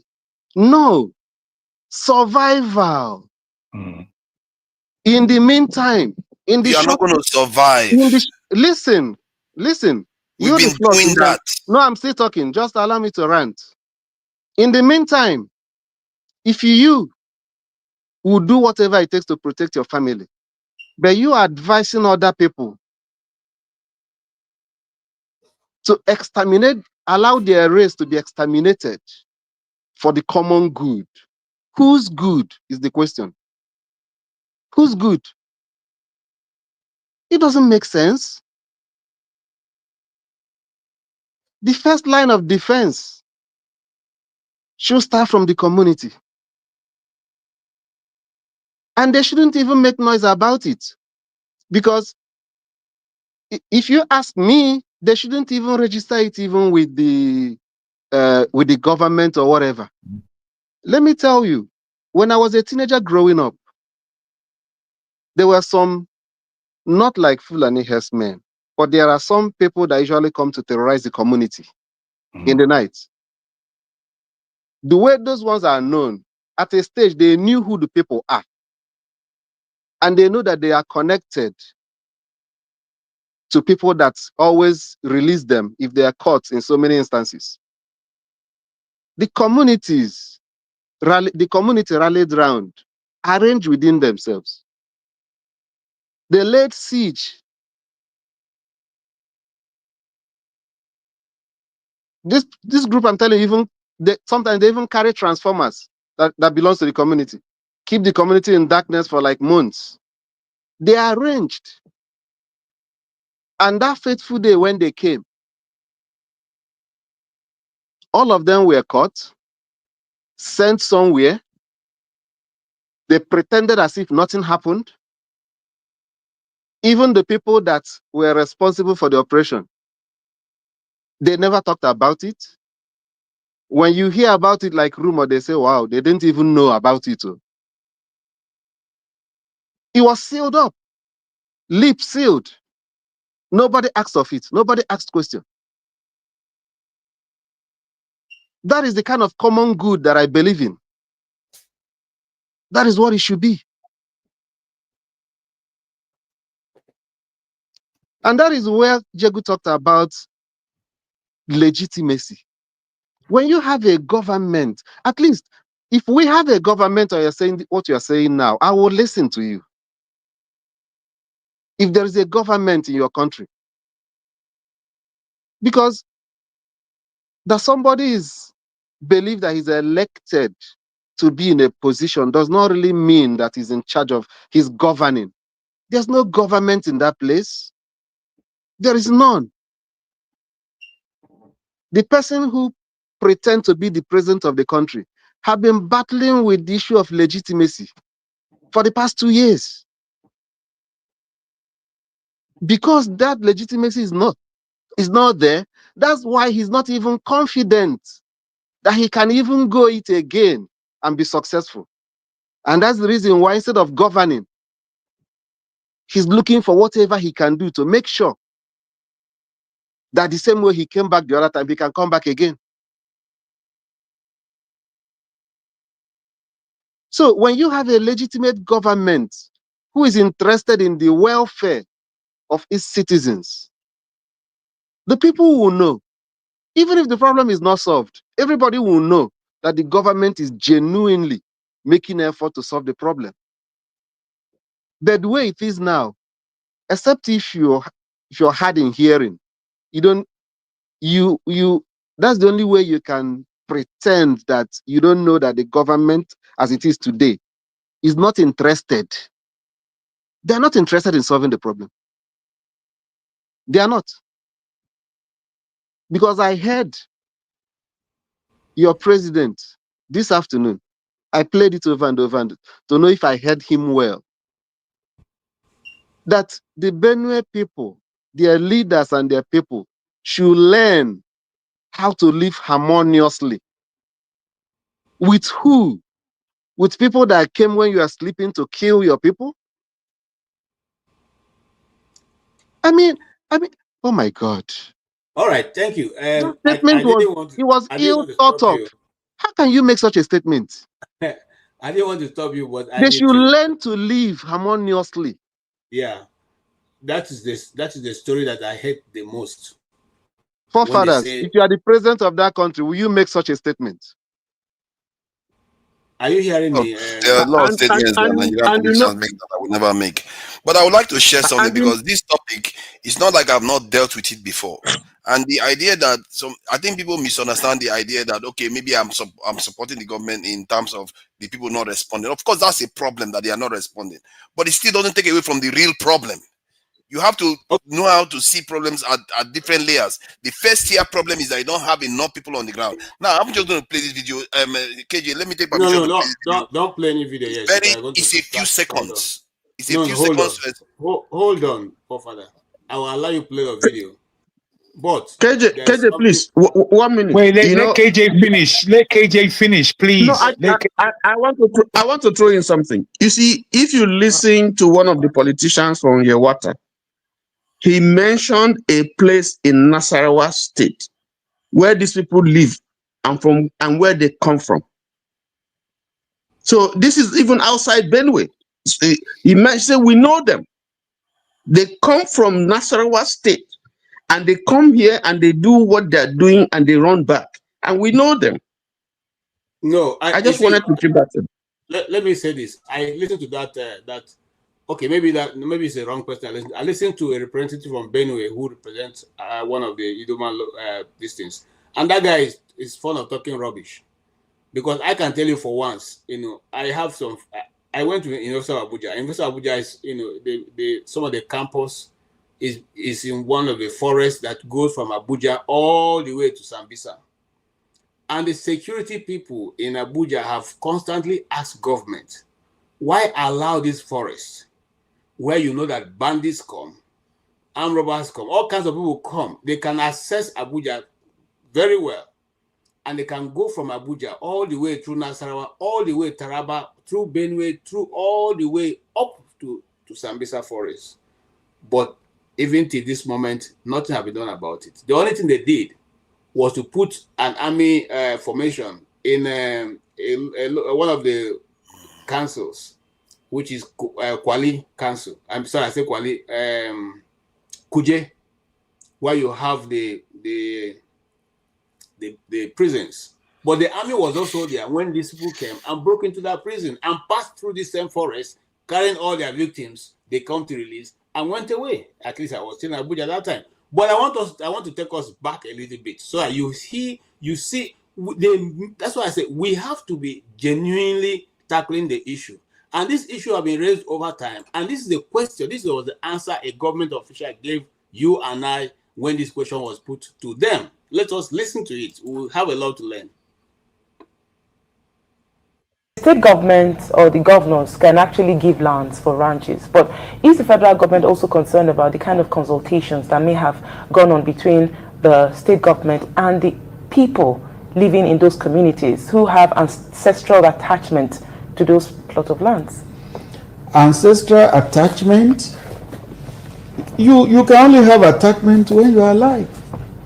If you are talking of ancestral attachment, if you are dead, what does the attachment matter? What does it matter again? The National Economic Council that recommended ranching went around those states. It didn't just legislate it, there were consultations. So if a state does not have land genuinely, it's understood. Not every state will have ranches. You don't have to have ranches in 36 states. So if there's no land genuinely, fine. But where you have land and you can do something, please do for peace.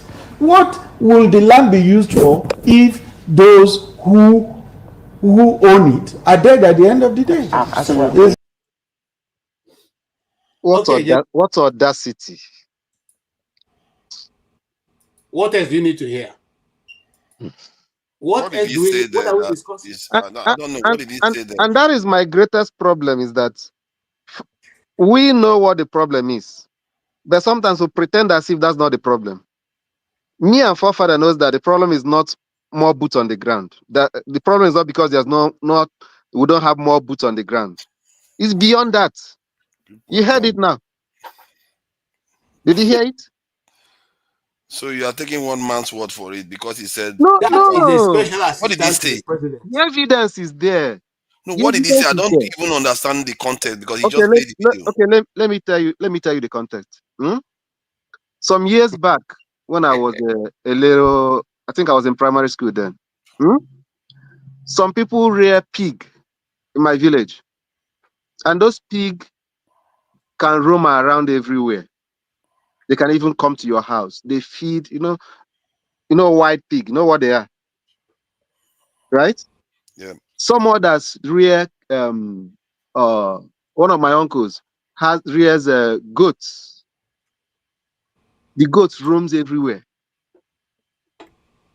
Even something comes to people's house, eat their cassava, constant nuisance. The goats, I'm telling you, is not like 50 goats, 200.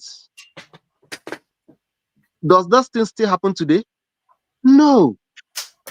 Last year, when I was doing feasibility of study of starting animal husbandry in my village, the kind of money I need to buy the land that I'm going to need, 2 hectares of land, it was what made me to keep the project pending so that when I get ready.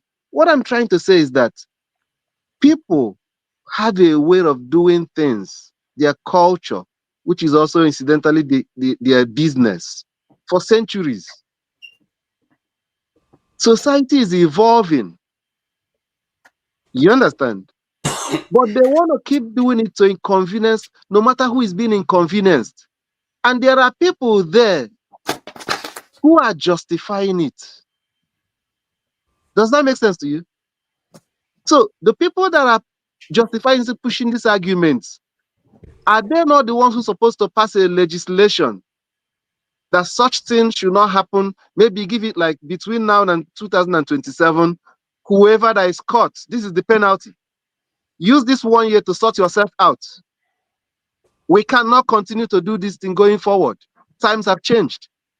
Those are responsible governments. Let's move on. Let's move on. I don't think that forefather does not understand what that video was. But if you don't understand it, I will play it again for you. Was it not when he said? Don't play again now. It's quite boring. I don't want to. That guy was additional. I believe. Even if you play it 50 times, what father is telling you now is going to tell you. Okay, my point may not have anything to do with that, and that is the thing. No, if why the I point played is it? about Why I played it, forefather? Let me recap. Why I played it, forefather, is because he made a very pertinent question. He said, "It's either your life, your land, you give your land away, or your life will be taken away.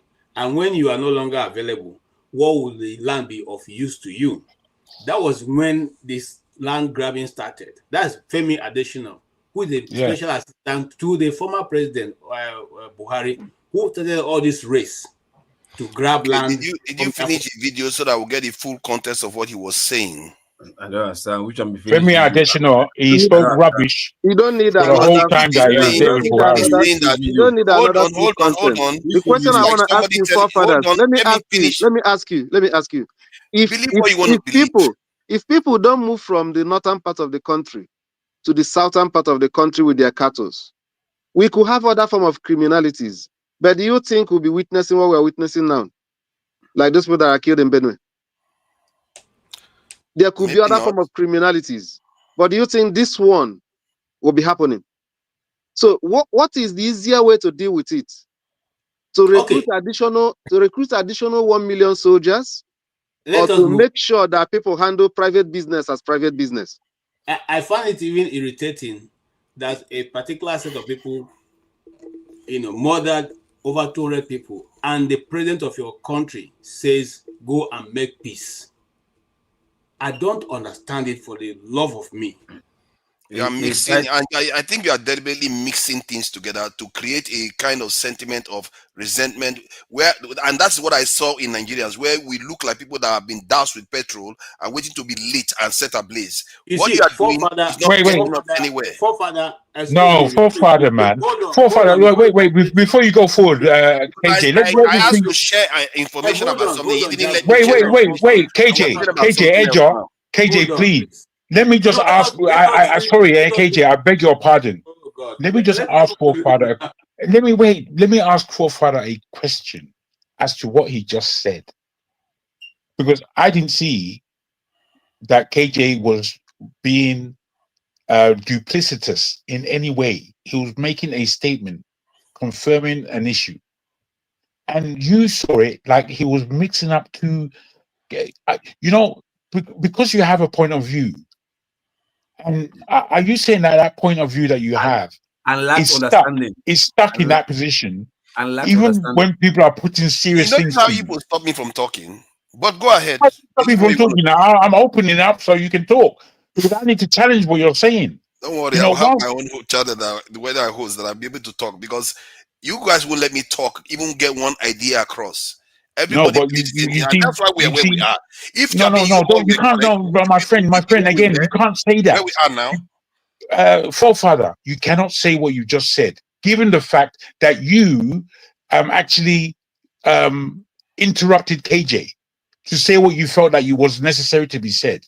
You was the one who did. You are not the only one that has interrupted me. To be fair, I'm not saying it's only you. I'm not interrupting you for that reason. I'm interrupting you because of what you actually said. And I'll let you get to the end of it. And in what you said, you were trying to use, I don't even know what kind of psychology it is, when you're saying what gaslighting, I think is the way they call it. You're trying to say KJ was saying something that he shouldn't be saying because it was a mix-up. It's not a mix-up. And I have my reasons. Very straightforward. Tell me where he mixed up. Because one, that video, you didn't get the full context of the video. No. Secondly, you're talking about Tinubu statement. You listened to that video for the first time. Some of us have listened to it when it was new. Yes. When it was said. So for the fact that you've not listened to it more than 5 years ago. For the fact that you've not listened to it before, made you feel like there is more to it. And people that have listened to it when it happened, it's telling you there's nothing more to it. apart from that, if you actually know that guy, you know that he was just a mouthpiece. He had nothing to say. Yeah, nothing. It may not Apart even from reflect his personal apart from position. It may not the whole reflect his time. personal position. It's not his personal position, yeah. It's a Bro, bigger guy. I don't know where you're coming from, forefather. I really don't, and it's quite upsetting because at times when you speak, it suggests that you two are frustrated with the lay of the land in Nigeria, and fundamentally, with all the level of bad people that we might have in Nigeria, it is the worst of the bad people is the government. Worse than Boko Haram is the government. Worse than anything is the government. And believe me, if you're a Nigerian and you actually don't come from that point of view, then I think you're playing with your own life. You don't really deserve better. Because Did you I can't even ever say that the government were not the worst? Am I not one of the first that always call them that they are basically traitors? I don't know what else I need to call them to let you know. If Now you're there, let me show. no, wait. If you are there, if you are truly there, as I said, I've heard you say things like this before, which told me that you were growing in your mentality and how you think about Nigeria. Now, if you are saying that, then I don't believe you can go back, because the level of treachery that this particular government has bestowed upon its people over the last 2 years, and the fact that it is fixing none of the problems that we have that are very obvious to everybody, should leave you in that position as knowing that the government is a traitor to us. It should leave you there. And it shouldn't have you coming with some of the things you come with just based on an argument, based on you speaking your philosophy of security. No, bruv. It doesn't work like that. People are actually dying. No. People are actually dying I think you've been whilst you are speaking for a doing this while level now. of Can people pontification. just let me get I 15 don't even seconds? know I didn't finish what I was saying. I don't even know where Forefather Okay, lives. The please, people, guys. the This people. is kind of Just one hosting again. second, So they one will try to second, shut KJ. me up. This is kind KJ, of one second, one rig second, the one second, hosting. one But it's second, okay. one second. The people of Benue that came to ask the government what you said now they should do, they came out to ask the government provide more security for us. How many were arrested? They were tear gassed and they How many used were plane, arrested? They were helicopter to tear go gas, around them, checking treated them. like criminals. In fact, So they The the people checked problem that them did with what you are and arrested some proposing, of them. the people that came to ask for it, So are you saying because they asked for it, they were triggered, they should stop? they should protect themselves. They should Listen, stop see, asking. listen. Listen, see. They should protect The themselves. Nigeria, listen, Okay, see. The gentlemen, let us Nigeria, hear Forefather's view now. wait, Maybe Can I he's just share working something, along. We are please? all right. please, let me say this. Listen. The Nigeria security architecture have been hijacked, okay, by top military personnel. Okay, now the Nigeria government are aware of this, and they are willing not to do anything about it. Yeah. So this military cabals, they've hijacked the system and they're profiting from it year in, year out. Yeah. That they refuse to buy weapons for these young boys, young boys who are willing to die for their country to fight these guys, but they don't have the weapons to fight them. Yeah. So no matter how much boots you put on the ground, nobody is telling you that more armies or more whatever is not good. No. What I try to tell you is like the top is not willing to fight it. So when you put more recruits, because you are not recruiting a major general, you're not recruiting what's it called, a major or whatever top ranking officer. No, they are coming from the cadets, they are coming from the grassroots, from beneath. So from there, once you put them, they come from beneath, you are already corrupted before they get to the top. You understand? So if like you put 1 million soldiers in Nigeria today, the same thing will still happen. Those people are handicapped, they can't do nothing because the top has been hijacked already. So fixing you have been asking solution. Solution is to put in a government that is willing, that can hire and fire any military general, any military top official that is not doing their job, ready to put them in jail. And the government that of the day you are having is not willing to do so. In fact, the government you're having is even aiding them. Why would they do that? At first, they are available to be used to Exactly. You understand? They are available to be used to put them back in power. They will leave them to do their thing. I said, I just Tompolo came out to say the major people that are doing this bunkering are the military people. He said this several times, are the military people. Till today, no military personnel have been brought to book because they profit from it. Now, take any new recruits now and put them in that IC to go and protect the whatever. And the military at the top that have been corrupt is telling them, come up for there, don't go there. Even if you put 1 million there, a command can come from the top and tell that 1 million soldiers, don't go to the sea today and go and do something else. And the hijack, whatever, the piracy will continue. Then you tell me putting 1 million soldiers will solve the problem when the head is not even good. You didn't think at all. Wait, you didn't think at all. I clearly put the right people there. Politicize the military. It is not the numbers. Can I just get the word? Can I just get the word in there? See, because if you are frozen yourself in a position of this thing, you are not going to want to see the truth. But it's okay. The truth is that when events prove me right, you're going to find out whether I'm wrong. Because there's no way you're not going to get past this one. What I'm telling you, if you don't do it, forget everything else you're talking about. Okay, let me just play this quickly.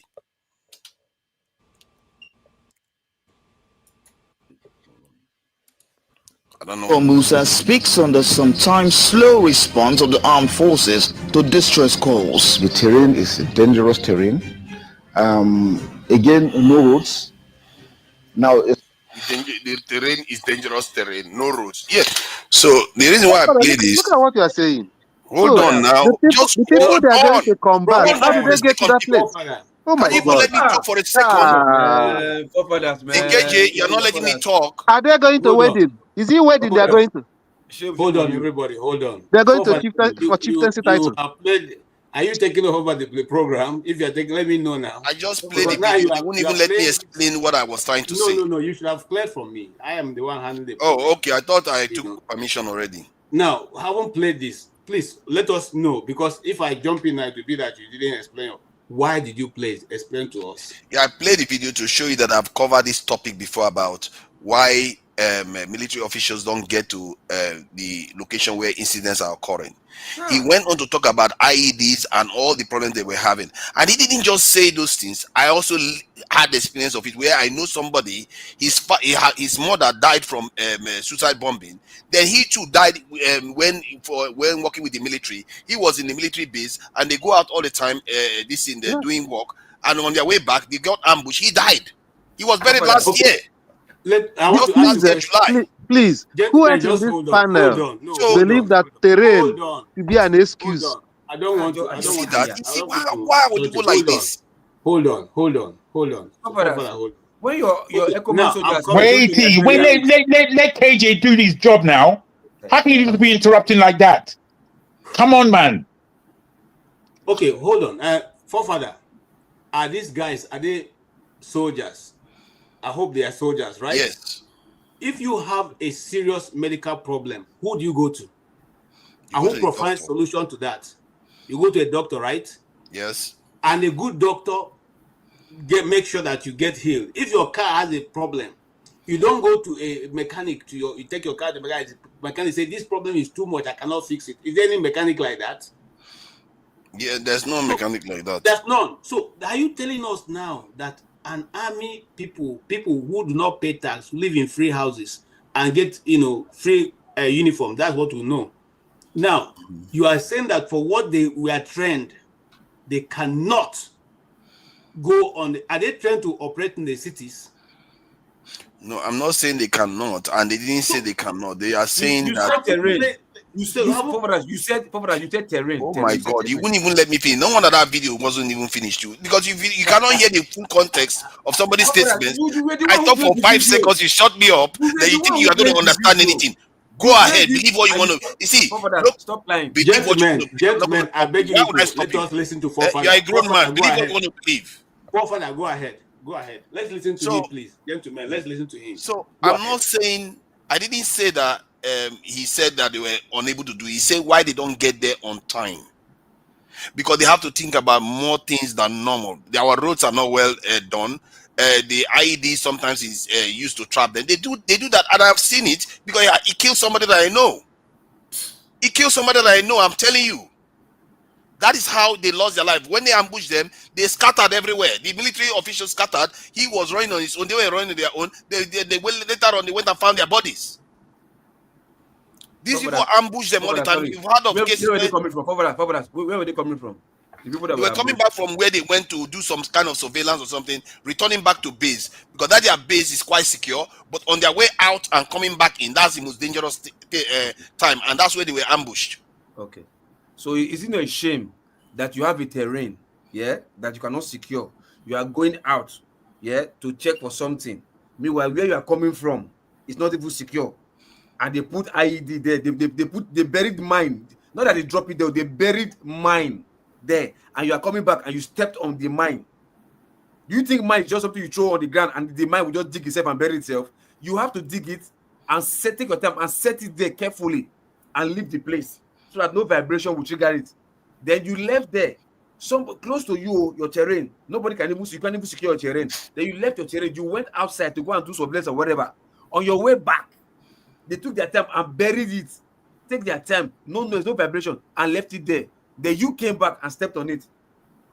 And you are telling me that they ambushed you when you cannot even protect yourself. Obvious now. Even as you sit there in your room, as you sit there in front of your computer now, if somebody outside is planting a trap in front of your door, you will barely notice. And I'm talking about Gentlemen. Can I quickly come in, please? Why are we acting as if this is not real life? No, calm down. Everyone calm down. KJ, can I quickly... everyone, please calm down. Wow. Please. And that is not even the real issue. The real you see, this guy, remember you're a panelist with us, so please remember you're a panelist. KJ, I want 2 minutes. I need 2 minutes, please. Okay, in order. Thank you, sir. Thank you. Longer than all the submission I've given here. I didn't even talk for 2 minutes before I got interrupted. Wait, but don't worry. You're still the subject matter here. Don't worry about that. Relax in your chair. Hold your position. We will be firing questions your way. You know, you just finished one answer. Now, I put to you, forefather, again, the difference between you and I. An army officer at the level that you just showed. I know we didn't see the whole thing, and I think KJ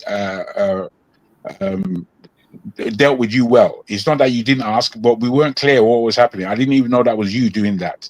Anyway, by the time that guy spoke, and wait, please, my goodness, people. By the time he said those couple of words, and he made an excuse as to the roads are bad, my brother, that should already alert you that this government of ours don't want to do anything. Is not thinking. You can't use the terrain of the land, the way you, the government, have kept it as an excuse as to why you're not able to do your job. You see, for you to accept that in the first place is telling me how you're thinking.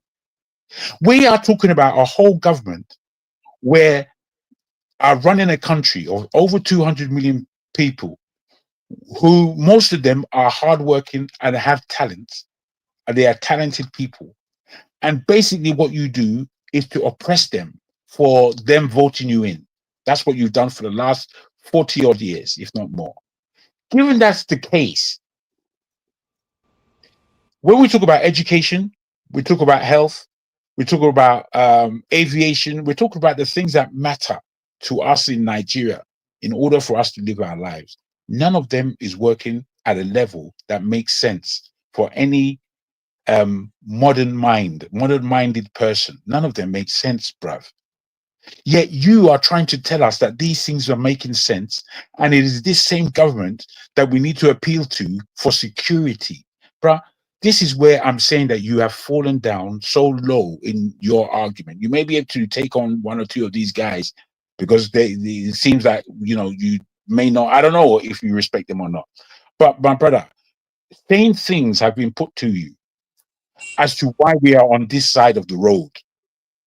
You haven't told us why you're on that side of the road. Maybe if you start from there, you might give us some appreciation of where you are, or you might be in for another round of blasting. Please entertain. Don't stop it. See, if you had watched, if I had played the video, you see that I was very furious with the minister when he said that.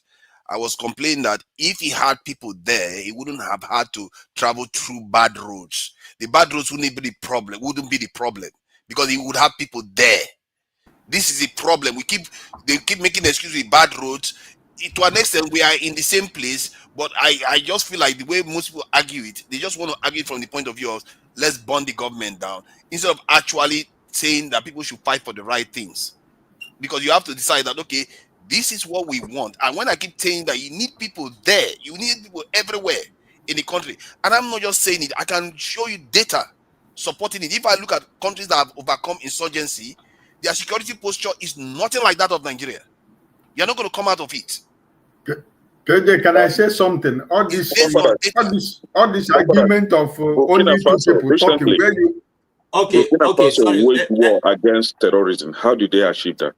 Okay, let's go. Hold on. How was that achieved? Let's go around. Yes, hold on, every other person. Hold on. And Mr. Ike, please say something.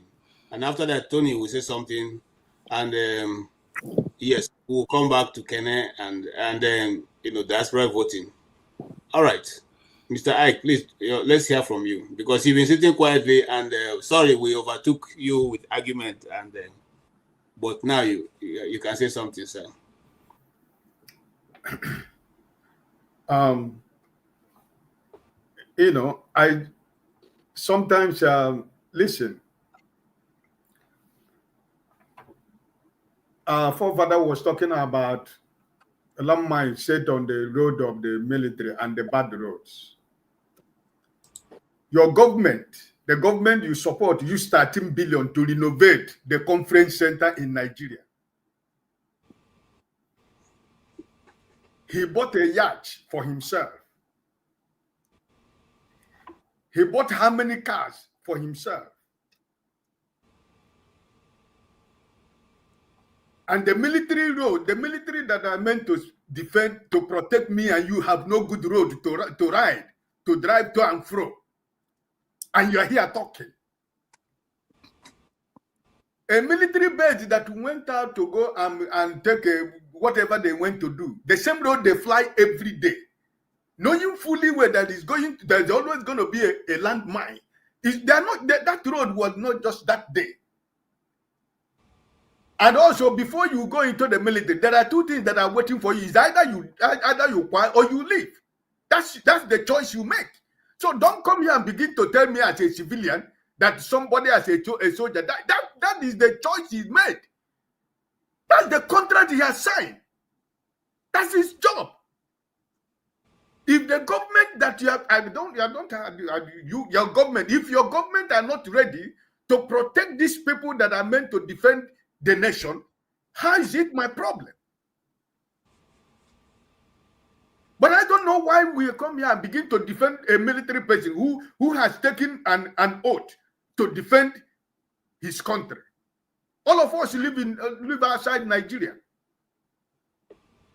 American soldiers are dying every day in Iraq and every part of the world. And when they go back as heroes. Are they regretting that they went that war to fight? I don't know why we are dragging. They put landmine. They don't have this. If they don't have this, why the corruption in the government? Why are they spending money where the money is not supposed to be spent for? Why is the corruption everywhere?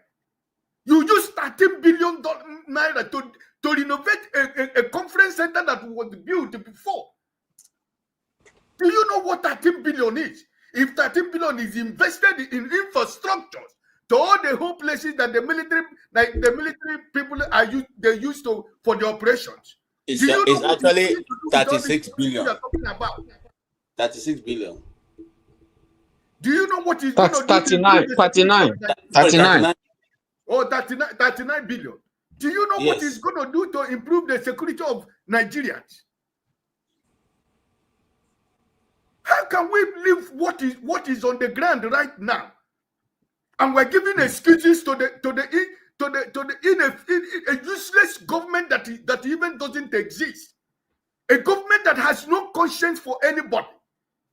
A government that after themselves and their families and their cronies. And you're here trying to defend the government. You use so many tricks that you use so many languages to confuse people here. I didn't go to school, but you cannot confuse me because I'm older than you. I've seen a lot before you. So even if I didn't go to school to study what you study, the wisdom that God has given me, I am 1 million miles away ahead of you with all your degrees that you have. Let's stop deceiving people when we are here. We are all Nigerians. We are all thinking about how Nigeria is going to be better. Why every time you don't want to if they catch you from this side, you switch to the other side. If they come from this, you switch the other side. All is trying to prove a point that doesn't make any sense. They're trying to convince me to believe what you are telling me, which means that something is working in my brain. Where is loyalty? Where is conversation? Where is understanding? We agree to disagree. If Mr. Tony said what is right, why don't you believe that is right? But no, you want to twist it to your own favor so that we will begin to argue unnecessarily. Why don't you ask me for evidence then? I don't need your evidence because every time you go to your AI, I do not need your evidence for anything. I'm talking about Nigeria. I'm not talking about Rwanda. I'm not talking about Congo. I'm talking about my country, Nigeria. Your evidence is AI. Every time you're trying to compare us with so many it's sad. It's really sad because a common simple problem we discuss, we say we want to elevate ourselves, but we don't even seek evidence. Then we are done. You always grope in the dark. You're going to be reaching for the wrong solutions. You will never succeed. What is the point? And you say you love your people so much. Tell you, if the government of Nigeria, what happened in Benue State today, or if on Friday, we all have agreed here. Tony said it. My brother Owefi said it, and I was the person who said that. People should have been fired. Some people should have been court-martialed today. But no. The Inspector General of Police and the governor and the army staff, do you see the security that went with them to Benue State? Because they love their life. They want to live. But they have gone to commiserate with people who doesn't have the people to speak for them. People that have been born their life like animals. Children that will be president of Nigeria tomorrow. Scientists that is going to come from every family. Doctors that will be produced from those families. Nurses that will be produced from those families. IT intellectuals and individuals and that should be produced from all those families. The generation has been wiped away. And we're here defending defending these people. That it is not time that the citizens of this country should rise up against this government. And you're telling me that it's not time that Nigeria should say that enough is enough. My gosh. Do you know how many hours, how many in my place where I am now is 10:39 is to 11. I can have so many things I'm going to do. But I'm here talking about Nigeria. You think I don't love, you think you love Nigeria more than any of us love this country? But I am here talking about Nigeria. My wife has gone to sleep because she doesn't want to hear this because she got crazy about it. Wow. Wow. And I'm here talking about Nigeria. I can go to bed. I can do so many things with my life. But all of us left every responsibility that we have. Okay, why do I understand what you are saying, but you don't understand what I'm saying? Let me just say this. No. I said something. I said something. Baba Ike, you said something. And you said it now twice. I would want to hear Forefather's response to the fact that nobody has been court-martialed, nobody's been arrested, nobody. Not just in this incident, but in so many other incidents.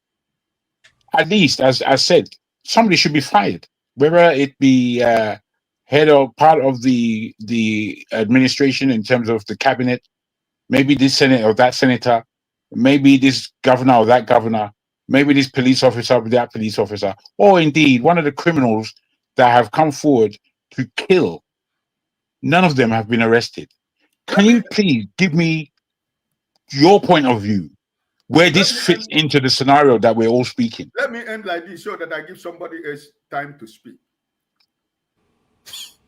Your president, your illegitimate president said, telling the governor of Benue State to negotiate with terrorists, people you don't know where, people you know where they are, people you know that this is what their job is all about, killing innocent people.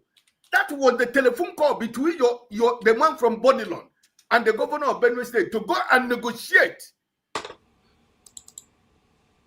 with the same people that have taken over a state in Nigeria, that are trying to destroy every living thing that is in that state. That is the state that your president said that the governor should go and negotiate with. The man from Benue State who was at Arise, who was telling you, the day the chief of army staff and everything said went to Benue State to speak to the elders, he didn't spend less than 1 minute. Even the 30, all the elders and the chiefs of Benue State who gathered to hear from him, he never spoke to them because he went to speak to the governor and he left. Do you know why? He cannot say, he cannot do anything because he's preparing for 2027. Because you already know that he have lost the North. And he doesn't want to continue to lose the North.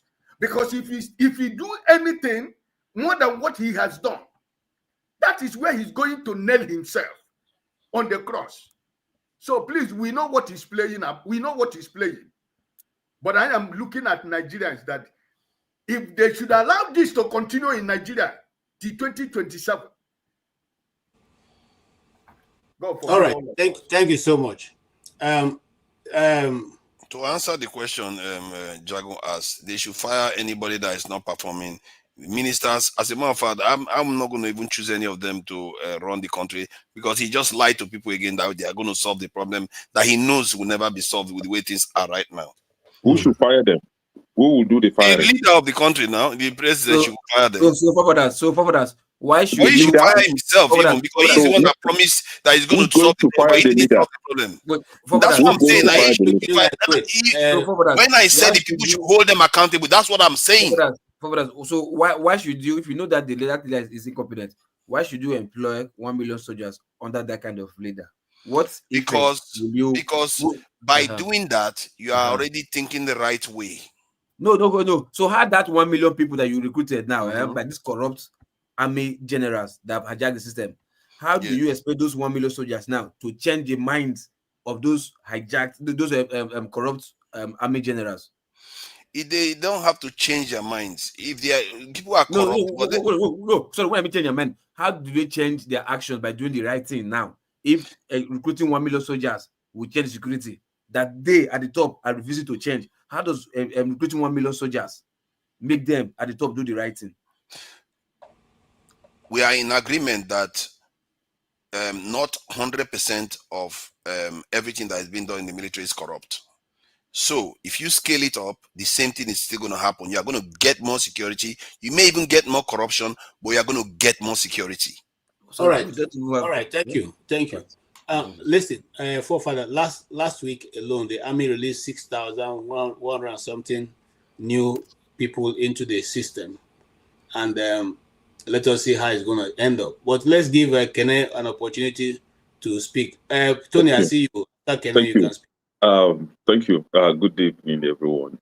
Look, thank you. I love that question. See, I don't know why you decided to put your friend on hot seat.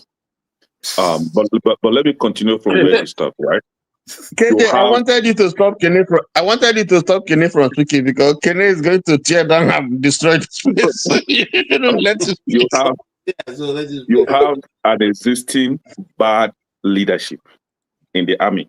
The leaders are bad. Agree with me, right, forefathers? And then you recruited all of them. Some of them. You recruited other ranks that will go and fight terrorism. Have you forgotten that in Nigerian army, military, generally, they work based on command and obey. Obey the last order. I said it just now. Obey the last order. Leaders. Now, let me tell you what is happening in Nigeria. You rightly said that you know someone that died. I don't want to say everything here, but I'm just telling you what is happening in Nigeria. If you want to believe something else, believe it. The military generals can be equated to criminals. I'm the one saying it. I will own up to this thing now. It's not allegedly. I am saying it. They are criminals as it is today in Nigeria, from all of them from A to Z, especially army. They are criminals. You understand? Most of them work hand in hand with the Boko Haram terrorists. Whomever that is sponsoring Boko Haram is also funding them. You have the other ranks that are ready to go for war, to defeat Boko Haram, but they can't until they receive a command from the leader. Now, the leader will now inform Boko Haram, don't worry, my boys are coming on this day by this time. They are going to fly through this route. Wait for them and ambush them. Now, this same person, the leader, will come and tell you, forefathers now, that he is ready to go, but the terrain is so bad. Then you will have to fund him more. You have to give him more money. Mind you, he has received money from the sponsor, whoever that is sponsoring his evil movement. And then you, the president, will give him more money. Now, the boys, innocent Nigerian soldiers that want to secure the land, will now move to go and attack Boko Haram, and they will be ambushed. Right? This is what is happening in Nigeria. This war against terrorism in Nigeria, the only way it will end is see those generals, by all of them, take them out. That is the only way. If you don't, and mind you, when Tinubu came in, the first thing he did was to shuffle them, demote a lot of them, pick his boys, put there, so that they will be loyal to him. So whatever that you are doing, recruiting innocent Nigerian youth into Nigerian army is just to go and waste them. If you don't fix the head, if you want to start fixing, it must start from the head down to the tail. Who is their vice president? Let me even ask you. Does he know what is going on there? The answer is yes. Your vice president. Now, the northern leaders, I mean, not northern leaders, the Fulani political class in Nigeria, do they know what is going on there? Yes, because what they are doing is a bid for expansion. They want more Fulani in the country. Now, wherever that you see Fulani attack, don't be deceived. There must be something very important in that community, either mineral resources or a fertile land to cultivate. You see those areas in Benue State where they attack? From, remind me, KJ, Boko, is it Boko? Boko. Yeah, from yes. Okum local government. Yeah, those sides. Down to Taraba. Yes. Those are fertile land where Very you can. Sometimes they will bring yam that is as big as you, forefathers. I'm not joking. Yeah. They do festival for yams. Big, mighty, giant yams. You know. Now, they want to occupy that land so that they will have leverage on agriculture. Now, move up to the part of Plateau State, Borno, and all that. Those areas that they are occupying today are filled with mineral resources. Now, this is the game plan. And whenever they attack, they must make sure they change the name of that community, install their leaders, and own that community. It's unfortunate that we are still believing that the army generals are going to solve this problem, because those army generals, a lot of them are Fulani elites. They are involved in it. They know what they are doing. Who is their president? He's a confused man. He doesn't even know his left from his right now. He's very confused, and that is why he's sending his wife to come and receive chieftaincy title in Enugu State, and he too come to Anambra to receive chieftaincy title. He's begging for votes. He's confused. Simba one. Simba.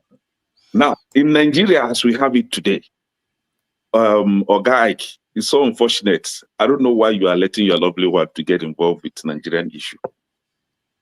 It's so, I don't know. Somebody was saying that for you to really understand Nigeria, you must be a very crazy person, right? And I'm beginning to really agree with that. You must be a very crazy person for you to understand Nigeria. Right now, I'm very crazy. You are crazy, oh my brother. Go on. It's so unfortunate that forefather is not crazy yet. That is why you are speaking like this. I told you guys. You see that very well. You're not crazy yet. But the thing is like I said earlier here, it's coming down. Today is Benue. Who knows? Tomorrow, Enugu, Nes, Anambra, Edo, all the way to Lagos. It is, for us, it is our responsibility to fight this off, not the leaders, not the president. He's a confused man, like I said, not the military generals. They don't even know what they're doing. It is we, the people, just like the way they did it in Ghana. Ghana did that. I forgot when I asked about Burkina Faso. Ghanaians put hands together and flushed them out from their community. I said it earlier here. There was a video going around when they would even go to the immigration office in Ghana to get a Ghanaian passport as Ghanaian citizens. The government would tell them, the immigration would tell them that you are not our citizen. Get out from this place. Fulani. The former president of Ghana said, if you see any cow roaming around the street, kill it and eat it. Okay, yeah, exactly. So now, just yesterday, as we're talking now, yesterday, on the street of Makurdi, they use there's this paramilitary outfit. Is it NDDC, whatever? Those people that wear popular thing. Escort car on the streets. They were using government vehicle to escort car, paid, funded with taxpayers' money to escort cattle on the streets. Now, for you to fight these people, like I said earlier, because of this platform, you don't need to go and seek permission or license from any useless government. You, the people, must come out and protect your land. Any way you want to do it, just protect your land. There is no aesthetics in war. Let me address the point you made. If you slap me, intentionally slap me, I can use Akodo and break your head. I must not slap you back. Why I say this is because if the Fulani S-men, Boko Haram terrorists, decide to buy people, the people can use whatever they have to retaliate. Enemies. Protect your land. Protect your land. That is the only solution. I hear what you're saying about protecting your land. I think you've been explaining for a bit. So let me just explain what you just tried to say, which to an extent there is some truth to what you are saying in terms of people wanting to move into certain areas. They want to be able to dominate it. I'm still waiting to see an evidence of a place that has actually been renamed. It would be nice to actually see that, because I don't like to talk without evidence. And I do, because I've seen that happen in Congo, where you have pastoralists moving to areas where you have farmers, and then they later on dominate certain areas, and it become the fait accompli. They are the ones in the area, they take control of the resources. But there is another layer on top of this. The layer on top of this is that these generals you are calling gangsters, you talked about the people that are funding them, but you never reference how they are also funding the Fulanis to come into Nigeria. The purpose of their action, what is empowering them, is those forces that are coming to take our resources out of the country. How do you deal with these type of forces? And if you say that the generals are, many of them are corrupt, that is true. It is a fact. If you look at the patterns, you can see it all over. No, please, let me just respond. If you look at the patterns, you see that in Sudan, you see that in many countries. And if you go to Dubai, you see where all our natural resources are going, including the gold that is leaving Nigeria. But if you want to deal with it, It doesn't mean that all generals are at it. They have different generals, and the larger you have a security forces that you have, the less chance you are likely to have all of them be corrupt. There's a reason why countries that have large this military, they are less likely to commit coups. Why do you think that happens? Because if one guy just says no, you have a civil war on your hand, because it's unwieldy for one person to only control it. There is a mysterious reason why great leaders tend to be former military officials. I don't know why. When they come back to civilians, they do very well. I don't know the reason precisely why.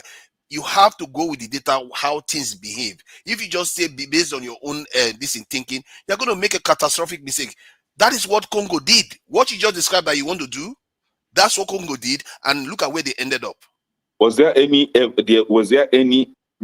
former military general that came back as a civilian and did well in Nigeria? No, not in Nigeria. I'm talking about this internationally. But the point you are making about people defending themselves in their own areas, that's what Congo did. It fragmented the entire country.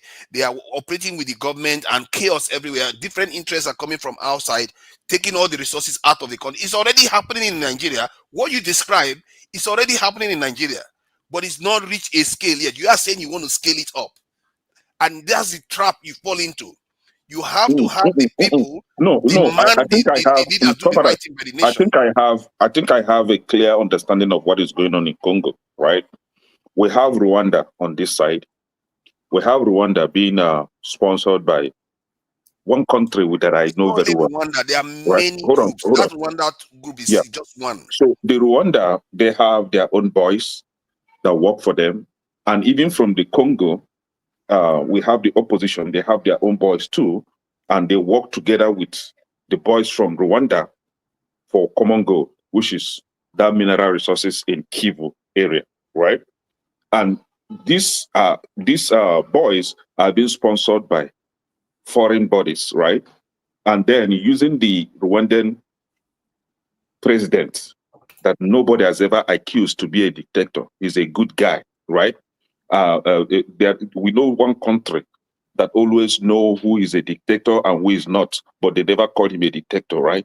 So they are using him to decimate Congo.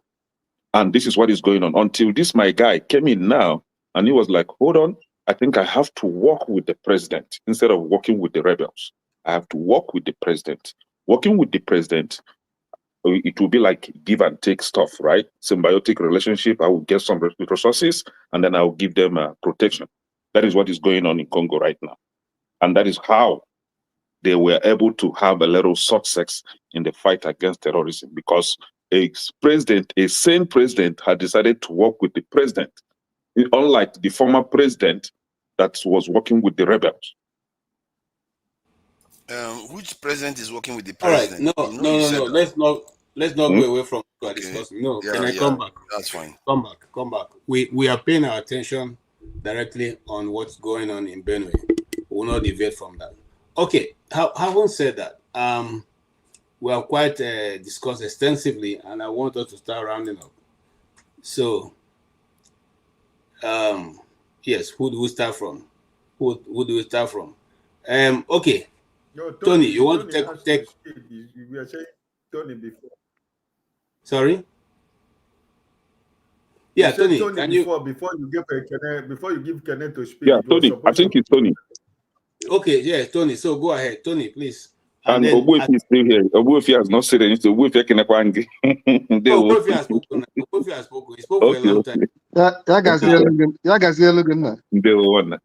Good to see Tony, you. please round up.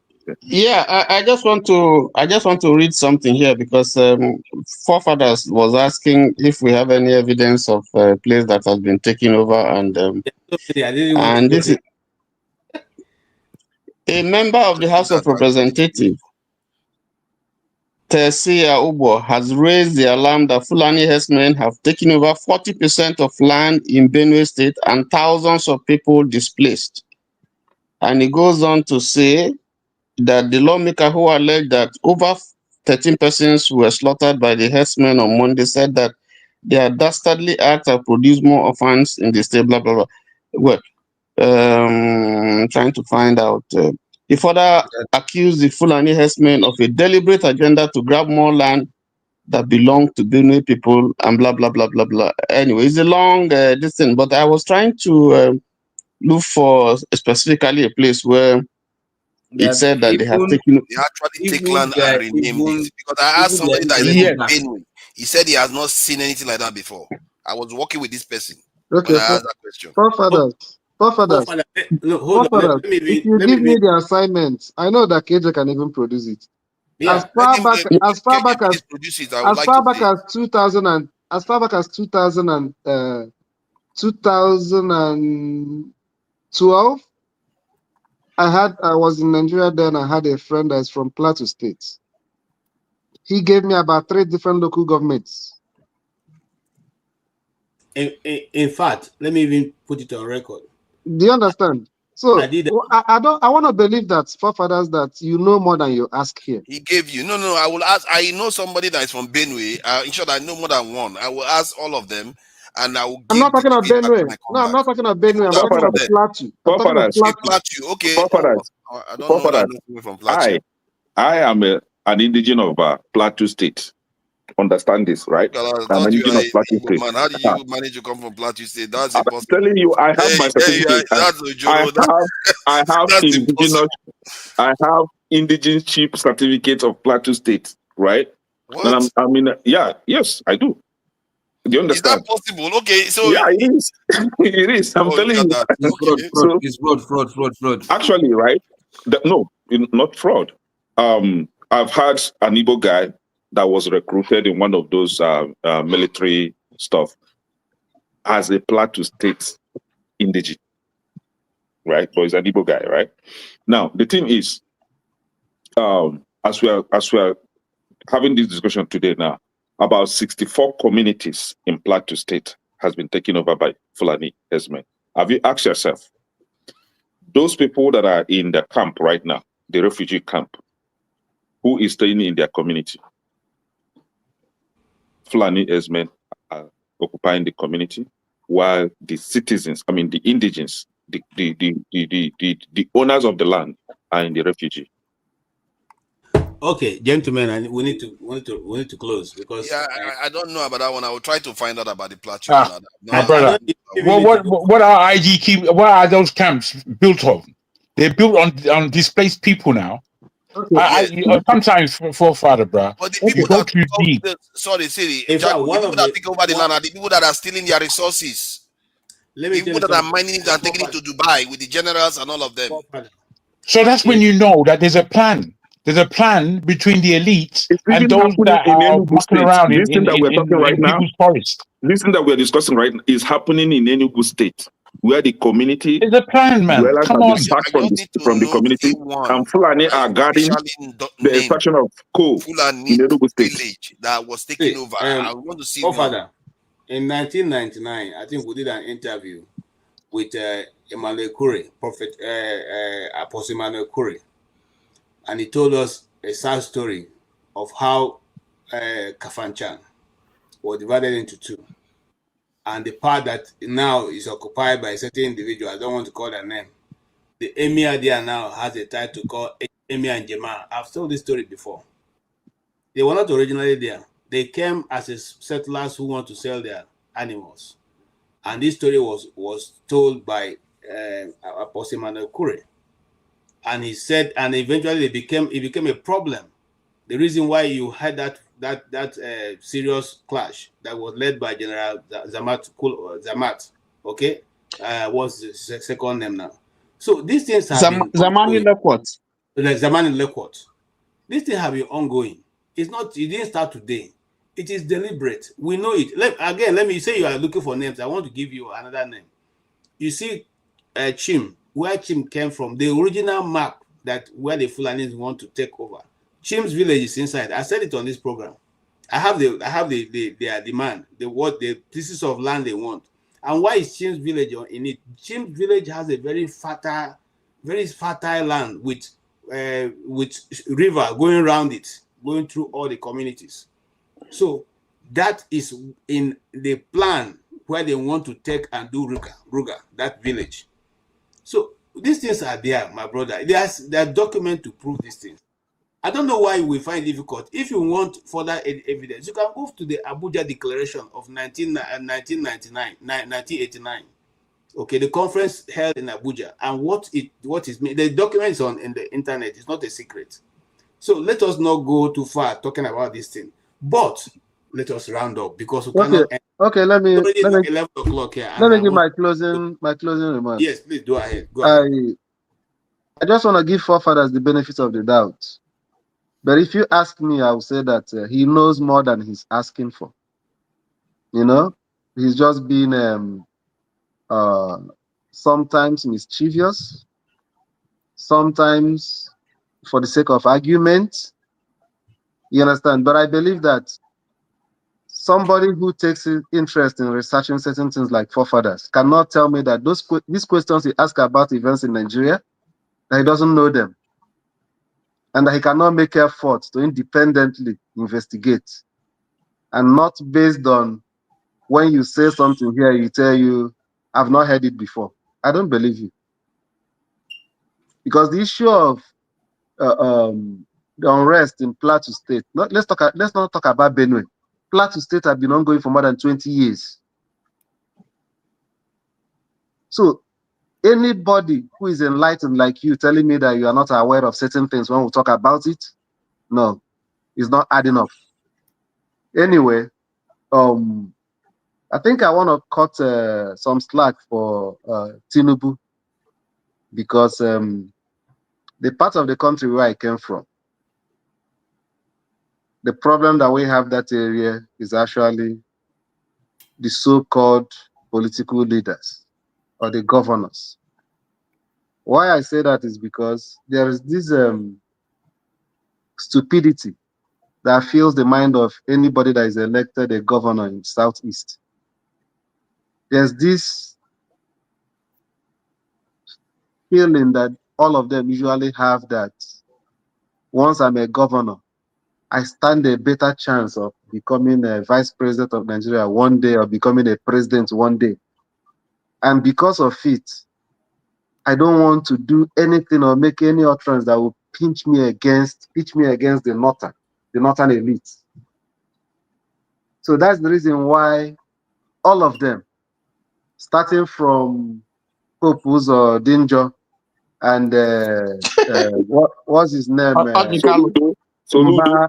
Mba, Peter Mba, even Soludo. Their predecessors, the same thing. The people that are going to succeed them, the same thing.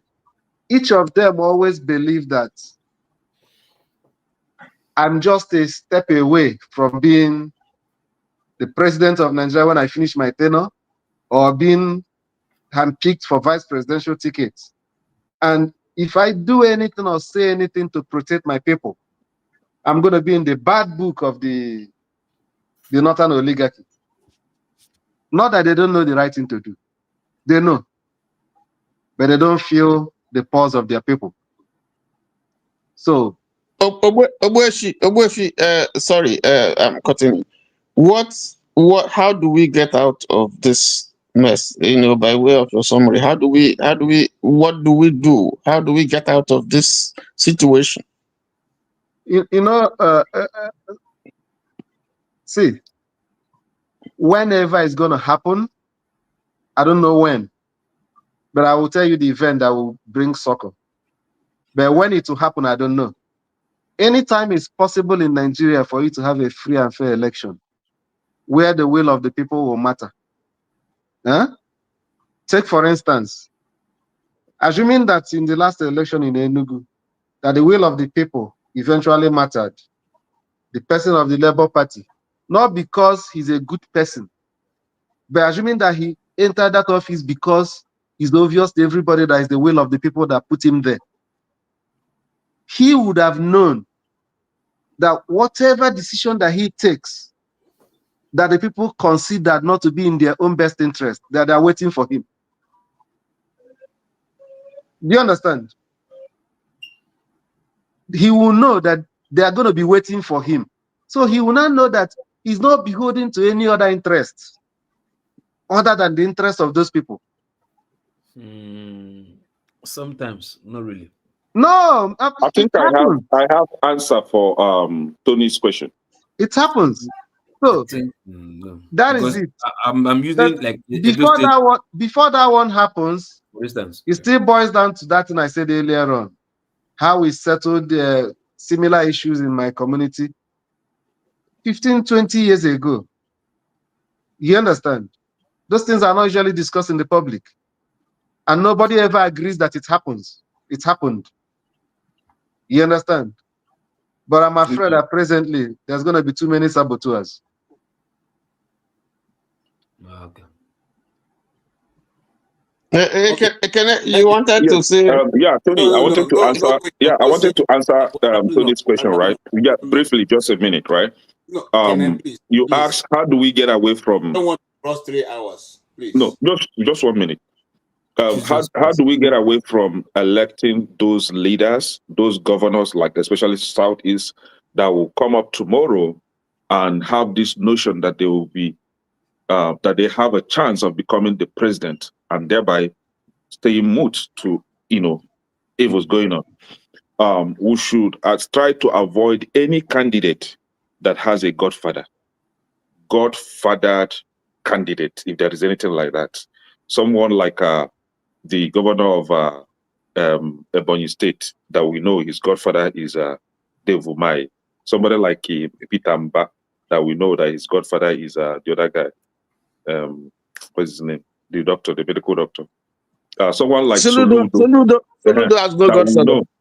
know, he has a godfather, Ato Eze, that we know that his godfather is Ato Eze, right? So, but we have, on the other hand, we have Oti that has no godfather. You see what he's doing in Abia State. So, first and foremost, any candidate that we sense or perceive that has a godfather, avoid that candidate. He will turn out to be a bad guy. Why I said I disagree with Steph when he said no godfather is I used Edo State for instance. The previous governor. No,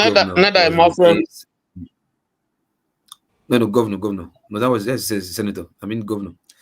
The previous governor, which is Obaseki now, there's Godwin Obaseki. He was in APC. Oshomole was his godfather.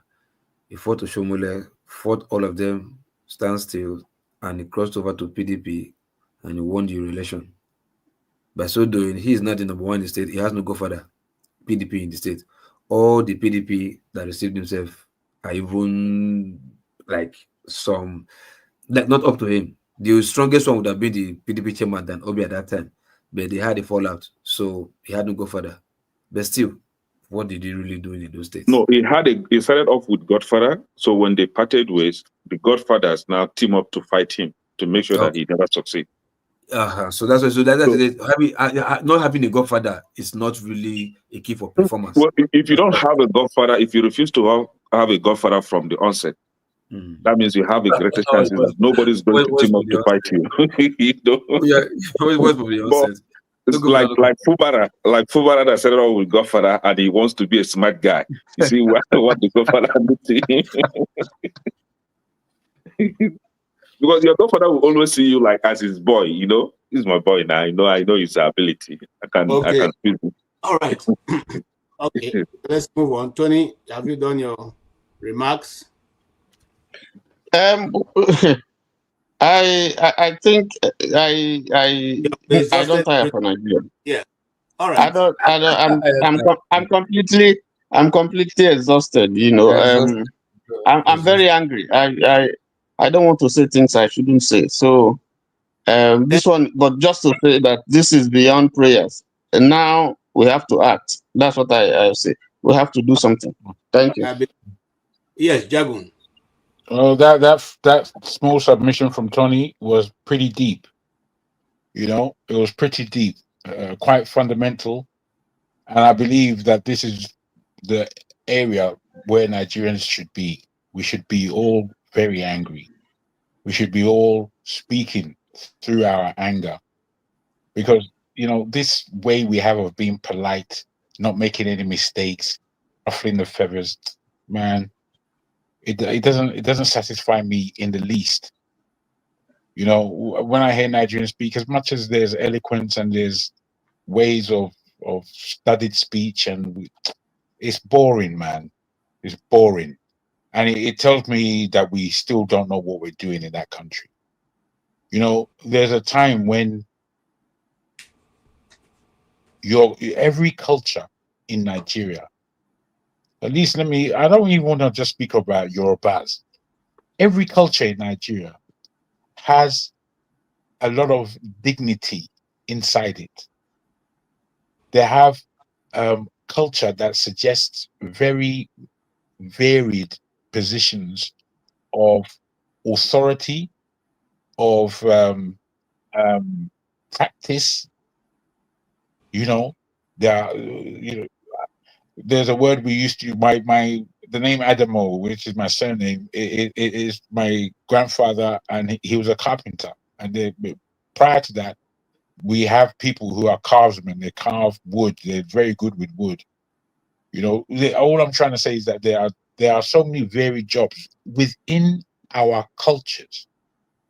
And within those cultures, I know that the way we behave as a Yoruba people, and I believe as a Nigerian people, justice is a very strong part of our notion and belief. And for Nigerians to have subjugated and substituted their culture of morale in such a way as to change for English and Englishness. I'm going to have a cup of tea. It's going to be an Earl Grey. Yeah? I'm going to read a newspaper. It's going to be the Telegraph. By the time you begin on this trail as a Nigerian, basically you're reading all the wrong documentation. You're involved in areas of conversation that have nothing really to do with where you're coming from. So really, Nigeria has been ransomed on a very large level, to the point that those who are so angry that they can't speak, I understand it. It's because you come to a point where you have to be speaking such deep truth that you know you're going to upset people. You know that you're going to upset me. I'm somebody who's on this channel. I know I upset a lot of people, but people should also understand that I don't care that you're upset. Really, I really don't care. I could move on. You know, by the time I switch this thing off, you're all gone away. Not to say that I have affection or feeling for anybody, but that's the reality. So I know I've upset many people, but I don't upset anyone because I'm trying to dig a hole in your heart. I'm upsetting them simply by telling my own understanding and truth about what's going on in that horrible country. And I just want to round up with that understanding that, look, us lot, you know, the fact that it seems sometimes that Forefather is not on the same page with everybody else. You know, there are 8 people here, and Forefather stands as the other one out. I don't know why he likes to do that, and I'm not saying that he should join if he doesn't agree. I don't like that either. However, we have all got to get on the same page. We've all got to get on the same page to have any leverage on what we're going to do for our people in Nigeria and for that country, Nigeria, if it's to be saved at all. Thank you. Thank you so much. Support.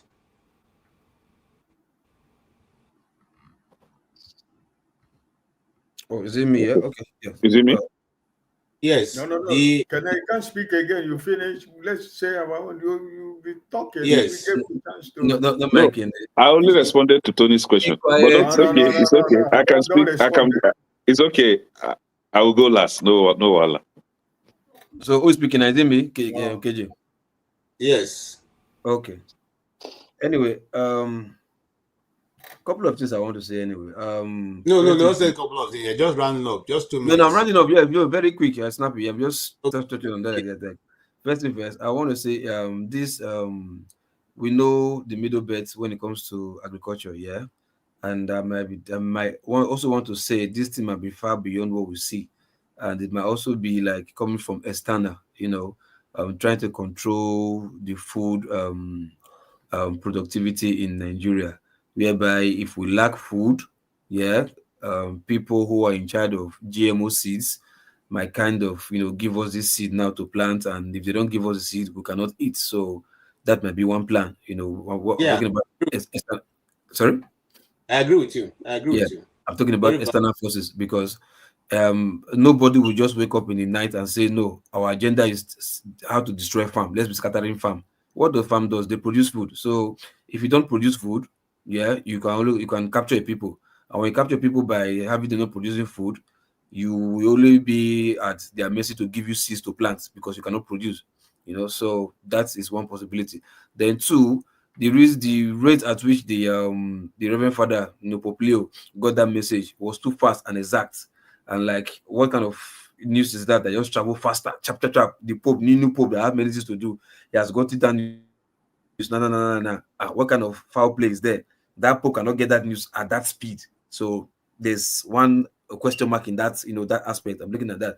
Then for the part that Mr. Tony said he will not speak to, I will speak it for you. Yeah, you've said it before. You do me, I do you. Yeah, and this idea of jungle justice that everybody is shying for. You understand? What is the meaning of jungle justice? It doesn't have a meaning. You're only the one who put a meaning to it. If the word said jungle justice is bad, it doesn't mean that your own way it is bad. You understand? If the people, the reprisal attack that happened in the Edo State, you understand? Since it happened, we've not yet pinned anything that's full and ESment there anymore because now it happened, and those people like, oh, these people are rugged, let's not go there. But if these people that we are doing this to, they only cry and they don't do anything, we can go there again and again and again. It happened in the Middle Belt, they've taken their community. It happened in Benue right now, they take their community, Enugu, the same thing. So if we give them a taste of their own medicine, just the way it is done in Edo State, if you like, you call it jungle justice, that is your definition. You understand? In Islam, there's a place where they bring people outside and they stone them publicly. That is also supposed to be called jungle justice, but nobody's condemning it. They call it their culture.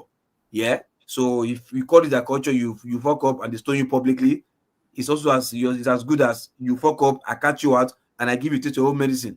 I don't see what's the meaning of jungle justice when it comes to this particular situation whereby they attack you and the government over and over and over, and the government refuses to do something.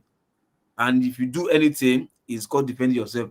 Let's not give it a bad name because we want to destroy that, condemn that act of saving yourself, and we call it jungle justice. For me, that is a bad scenario. If you give the government one chance, two chance, three chance, sorry, you have to do what you got to do. And to forefathers that are saying about military, whatever, I see no reason why the people who is attacking you, their AK is up to AK 1000, AK 500. That is the grade of ammunition that they are using. You are still left using AK-47. In fact, you have people reduce your own ammunition to AK-20. The people that are fighting you, they are using AK-1000, AK-5000. They are upgrading their weapons. You are using them. You are telling me having more of us to be using AK-20, AK-10, AK-5. We can match battle with people that are using AK-1 million, AK-500,000. Where we know what they are using is far better than us. So my brother, population is not the issue. We should match them energy for energy. If they're using AK-1000, we should be seen with the empowerment of the government by using AK-2000. If they are 3000, we should be seen using AK-5000. We should always be ahead of them, not waiting for them to strike, and we'll be playing catch up. So that is just my take for now. Thank you. Thank you so much. Yes, KJ, thank you, and thank you for every one of us that are here tonight to share the pain and the agony and sorrow what is going on in our country. None of us is happy what is going on. Sometimes it can be emotional. Like Kene said, why do I have to allow my wife? To be honest with you, it was my wife who told me that there were 200 people that were killed in Benue State. I was asking me, my husband, what is going on in your country? What is happening in your country? She will catch you. You know, what is going on in your country that people that are sleeping in the night in their house were murdered and set ablaze like animals? What is going on in your country? You know, so you see that it is something that is affecting the emotional and the mental well-being of a lot of people around you, because because it's not funny, right? So, but I just want to thank all of us that we are able to. We will keep talking. Anybody who told you that our talking doesn't have effect, go tell that person to hit a transformer. We will keep talking, and our talk is doing something, in the midst of our people. And also, I want to tell my fellow Christians in Nigeria and here. I said it here before, that as long as I know as I'm a Christian and as a preacher of the gospel, I told them that God has left the Nigerian pulpit. Every church in Nigeria, God has left their pulpit. Anything they're doing in Nigerian churches today is that it is their own spirit that is in their pulpit. God has left Nigerian churches for a very long time. And unless Christians make a U-turn. And finally, I want you to know that we don't have a country, because we are at the end of the day that the man from Babylon, always when he he didn't address Nigerians on the day of democracy, but he went to the National Assembly and they were singing, "On your mandate we shall sing." And Nigerian national anthem has gone. So we should take it as the national anthem. On your mandate we shall sing. So I am challenging Nigerians that anybody that has anything to do with APC, that 2027 is going to be Nigeria against APC. So if the whole governors in Nigeria decide, let them join APC, no problem. If all the whole senators in Nigeria, House of Rep, let all of them join APC, that party is already started today. It's going to explode, right? So I want you to know that we are not, this talk is not just for fun. We want to recover our country. Like support the diaspora said, if they have 1,000, we take the one of 2,000. Because the government have decided to collude with the people that are killing our children and our families. So we should be able to defend ourselves. Thank you, KJ. And I pray that all of us have a blessed night. God bless you all. Amen. Thank you so much. Yeah, forefather. So, okay. Yeah, I've been doing some research. Wefi was trying to accuse me of knowing stuff that I don't know of. So I was just doing some research. It appears, based on the research from NGOs and Christian organizations, that there has been renaming of local government areas, these villages and hamlets by some Fulani herders. And there seems to be an element of denial from both sides.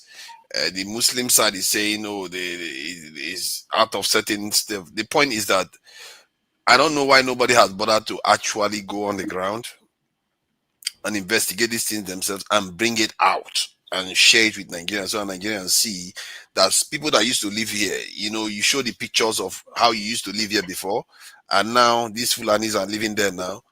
You will see the kind of outrage you're going to see in Nigeria. Nobody has done that, and I don't know why. So that's why I think maybe what people are saying is true.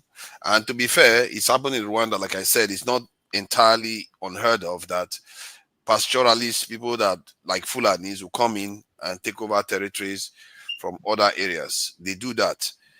But I think by and large, at the core of this are people that are seeking resources. And that's how they did it in Rwanda too. It's the same playbook. They took pastoralists and put them in the midst of farmers, and they took some of the land and they expanded their stake of those lands, and then they start claiming control of the resources in that area. That is a problem. And our Nigerian government are seeing it, and they are not doing anything about it because many of them are in cahoots with it because they don't want to stand the country up. Instead, they want to stand the country down.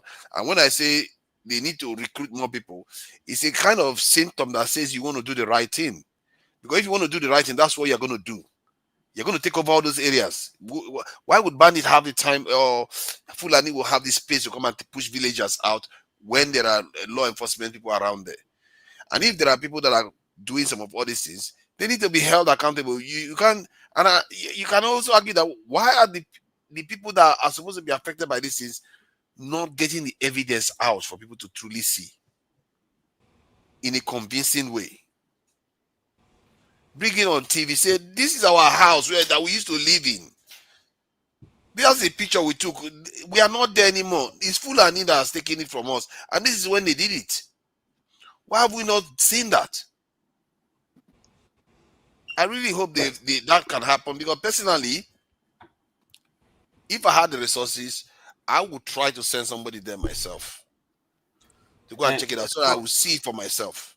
Forefathers, sorry to cut you short. Recently, KJ, sorry. Recently, what was that recent? There's a recent killing sometime this year in Plateau. I heard one of the women they were interviewing. They're saying that now they are in IDB camp, that Fulanis are living in their house, that they are occupying their house. So I don't know. I think you should be listening more. Take out more time to listen to more of Nigerian news. No, I listen. Please, what I don't get is evidence. Please, let's not prolong it. No, sorry, KJ. Now I have to say this. Now you have to get evidence. I'm talking to you. I just told you that as at 1989, I did what's his name? Apostle Prophet Malekure called the press, which I was there, and he told the story. I'm not saying I said 89. 98. 98. Okay. It was a big press conference. He told the story of what happened and how that land was now taken over, and that local government had been called, given a different name, and the emir appointed there is called Emir Jama. What are you saying now? Even at that, I hear what you're saying. IDF camp is an uncomfortable place. Why would anybody choose to live there and not go back to his community? There are many other stories. In fact, these stories have been on the what are you saying? I'm saying that because hold on. I'm saying that because if it truly happened, if it truly happened to you, if it truly happened, like say maybe investigation, leave what Kelly said now. If it truly happened that they are there, what will happen? That the Fulanis are settling down there, what will happen? Nothing. You can't take people's hand. Sorry now. Let me say my own piece. You can't. You call anybody, forefather. Let's end it here. You call anybody you know from Kaduna State and ask them how many communities have been taken over by Fulanis. So let me do my own rapport. The only person that asked told me they haven't, so I will find out myself. Yes. Okay. I need to just wrap up. If it happens, what will happen? And when you find out, and you find out, then they have to be moved out. You can't take people's land. When you find out, be honest enough to confirm it here. Okay. I will find. Yes, but if you find out, what will happen? Don't get me with you. Don't get me cross with you. Why would you think I would hide something like that? Don't try me. I will not hide something like that. No. I need to close. Okay, so should I? I think what will happen if it happens? You find out that they are taking over. They will need to move out. No, now you are bringing more discussion. We need to close. Is the moving out worse than if you find out and we help for? No. So this is it, right? I love this conversation. You guys don't let me remove you. The discussion is over. I love this conversation, right? I think we've come to an agreement that you don't need to wait for the government to protect you. You have to protect yourself. Self-defense. We've not come to that agreement. No, your number is very insignificant, inconsequential, right? We are 8 here and you are just 1. So now, so we've come to that agreement. We owe some people apology. People that saw yesterday. People that saw today, many years ago. Someone like the late Odumo Gojuku, he saw today over 40 years ago. While Gowon and your leaders were still sleeping. Nnamdi Kanu saw today, some couple of years ago. Simon Ekpa saw today, some couple of years ago. So we owe these people. Sunday Igboho also saw today. some years ago. So with all these people, Obadiah Melafia. thank you, Obadiah, the one they died, right? So with all these people apology. So we now, as Nigerians, we've come to a conclusion that we actually need to protect ourselves. So ESN should be apologized to, should support ESN. IPOB and the activities must be supported. Simon Ekpa, Nnamdi Kanu, all these people must be apologized to. Now, forefathers, let me answer your question. According to Amnesty International, May 29th, 2025, some communities in Plateau State has been taken over by bandits. They call it bandits. Dafo, Gwande, Hoti, Manguna, and Rui in Bokos local government. Now, we come to Zamfara State. They said about 638 villages sacked by bandits in Zamfara State. And then we have some other states here, like you go down, you see La Kurawa in Sokoto. We have a lot of, so go to NFC International, May 29th, 2025, you see the list. So your question will be answered there. Now, the thing is, what is happening in Benue State today happened in Borno State, happened in Zamfara State. So in Borno State, business was successful. They've taken over what they wanted. Zamfara business is successful, and that is why you see shoppers, helicopters flying in and out in Zamfara, taking goes out, business is going there perfectly. Nigerian army is protecting them. Boko Haram is on the other side protecting them. The white people, the Chinese, they are there, exploiting, digging out gold, and business is going there. So it happened there. We all witness it. Now it's coming down to Benue. From Benue, who knows where next, right? So we all agree now that we need to protect ourselves. And forefathers, I need you to have a change of mindset. I don't want to agree with Bofi because you see, I've seen people, especially. I don't want to talk down on these people.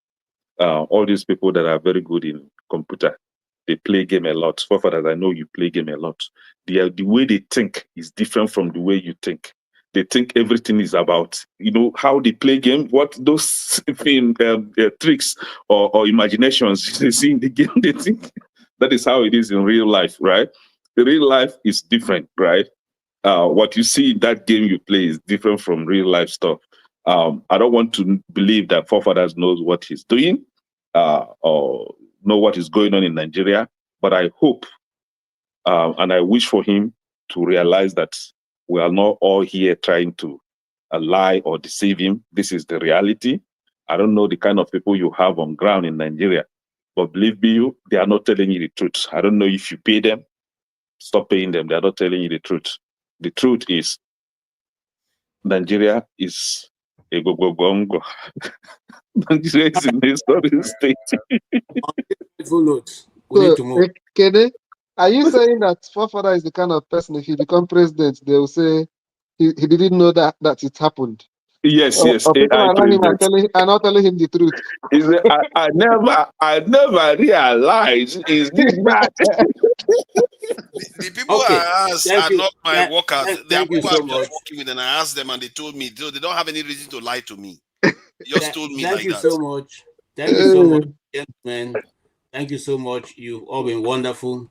The story goes on, and this is to the people of Benue.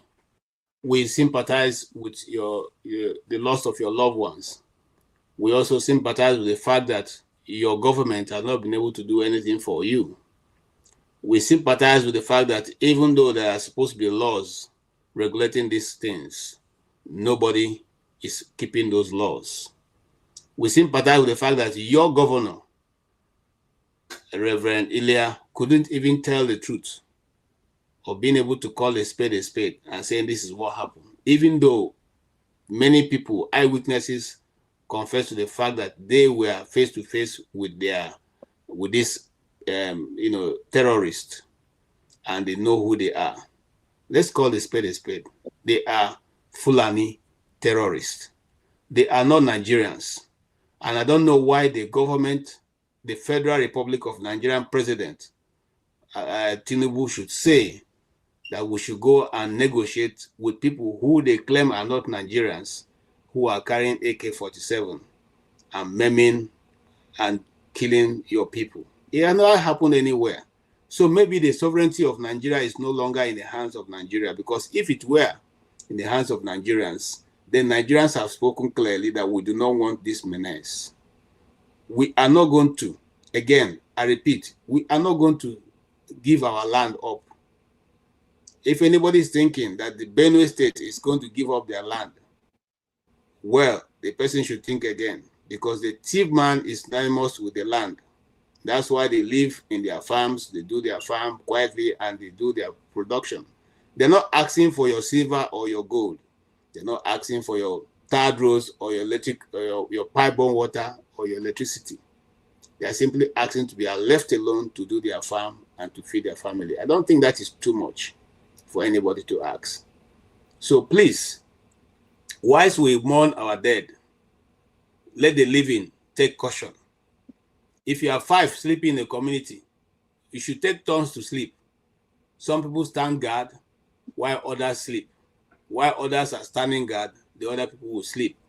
Don't sleep with all of you close, sleeping and hoping that, no more security. Government cannot give you that security. Don't give yourself away, because it will not cost anything.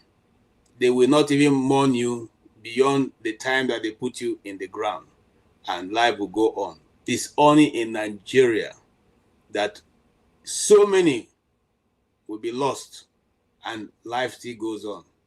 Your president is still planning to move to other places and do other business. It's the social media that forced him, and the speaking up of the Pope, God bless him, that is forcing him to think of having a change of schedule. Till this moment, as we speak, the president are not going to look at Niger State, where more than 2,000 Nigerians drowned in a flood up to today. So you ask yourself, what's the purpose of government? We thought it was for protection of life and property, but it has now changed in Nigeria. And since that changed in Nigeria, the Igbos have a proverb: when the rhythm of the drum changes, the dancer should equally change his dance step. It is time, maybe, that we all living in Nigeria have to change our dance step in order to protect our lives. God bless you. Thank you so much. We will deal more with this. If there's anything to talk about, we will deal with it on Saturday on this channel. Thank you so much, Mr. Ike. You've been so wonderful. Thank you for always supporting this channel. Thank you also. Support diaspora voting. We've taken a while, I've not seen you, but thank God you showed up today, because you always bring a different flair to a discussion. And Ogbuefi, we thank you. Also, your story touched me. I almost shed tears about your younger sister, because my brother, one day I will tell them my story, But, thank you for being here and for sharing those stories. They are what enriches this channel and makes people to learn. They say when you hear, if it's done with elders, you go hear what thing will help you move your life forward. So each time you come here, anybody who is here, either you're on the keypad or you are listening to us or on your panel, there'll be something for you to take away. Thank you so much.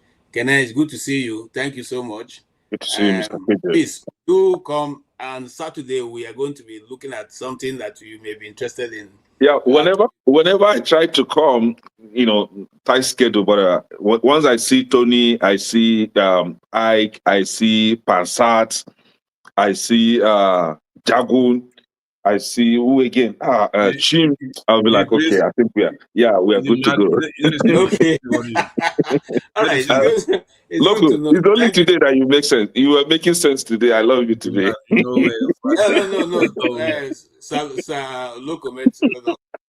Today. No, I was just pulling his leg. Thank you so much.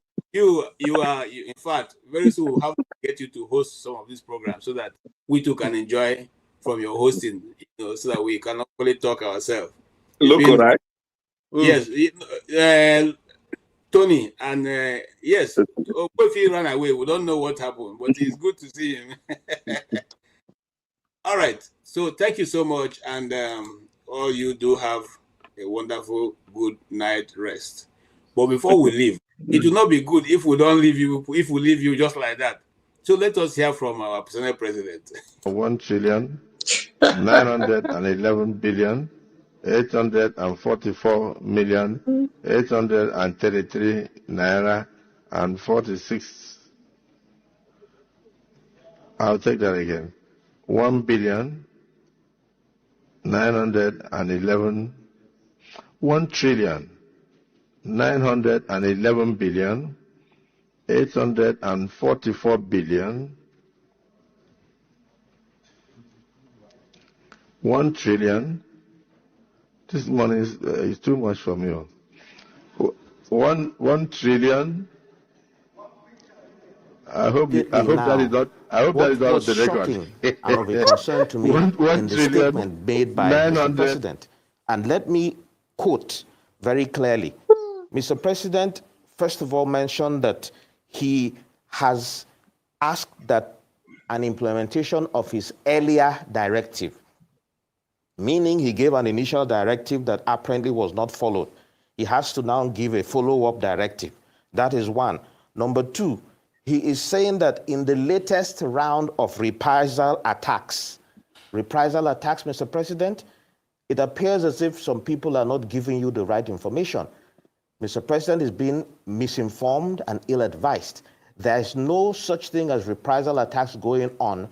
Our people are under siege. Mr. President asked the governor to convene reconciliation meetings and dialogue among warring communities, warring parties. Those are the words used by Bayo Onanuga. And then seek harmonious existence between farmers, herders, and communities.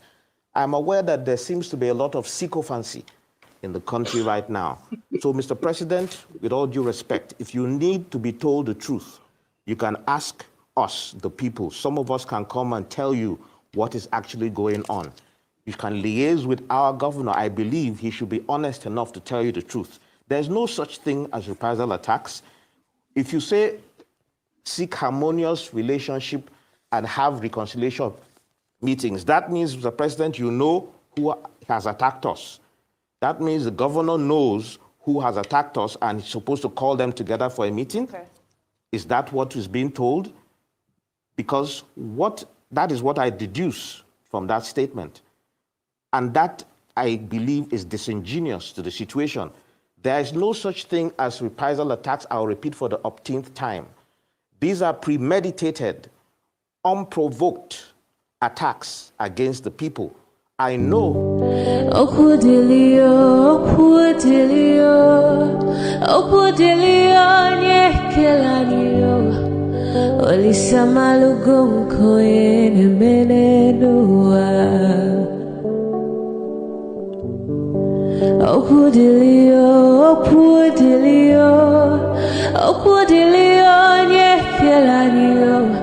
Chukuna malugo yo biadiocha Agaranya chogo kowe bili Agaranya chogo kowe rienio Owe chuku bezie chuku Nuche chukwa busigi fegemeo Nuche chukwa busia ifegemeo Nifo solo ne asi alibazie Oboye bebe agaranya muliba Oboye wuru agaranya mebi vesolea Mano agaranya mua Oboye afyozie nipakwa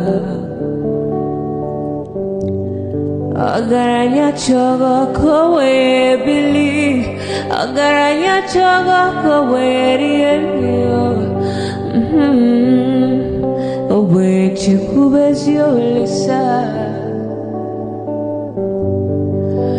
Kodili ma, kodili bemo, kodili wakema, kodili wanima.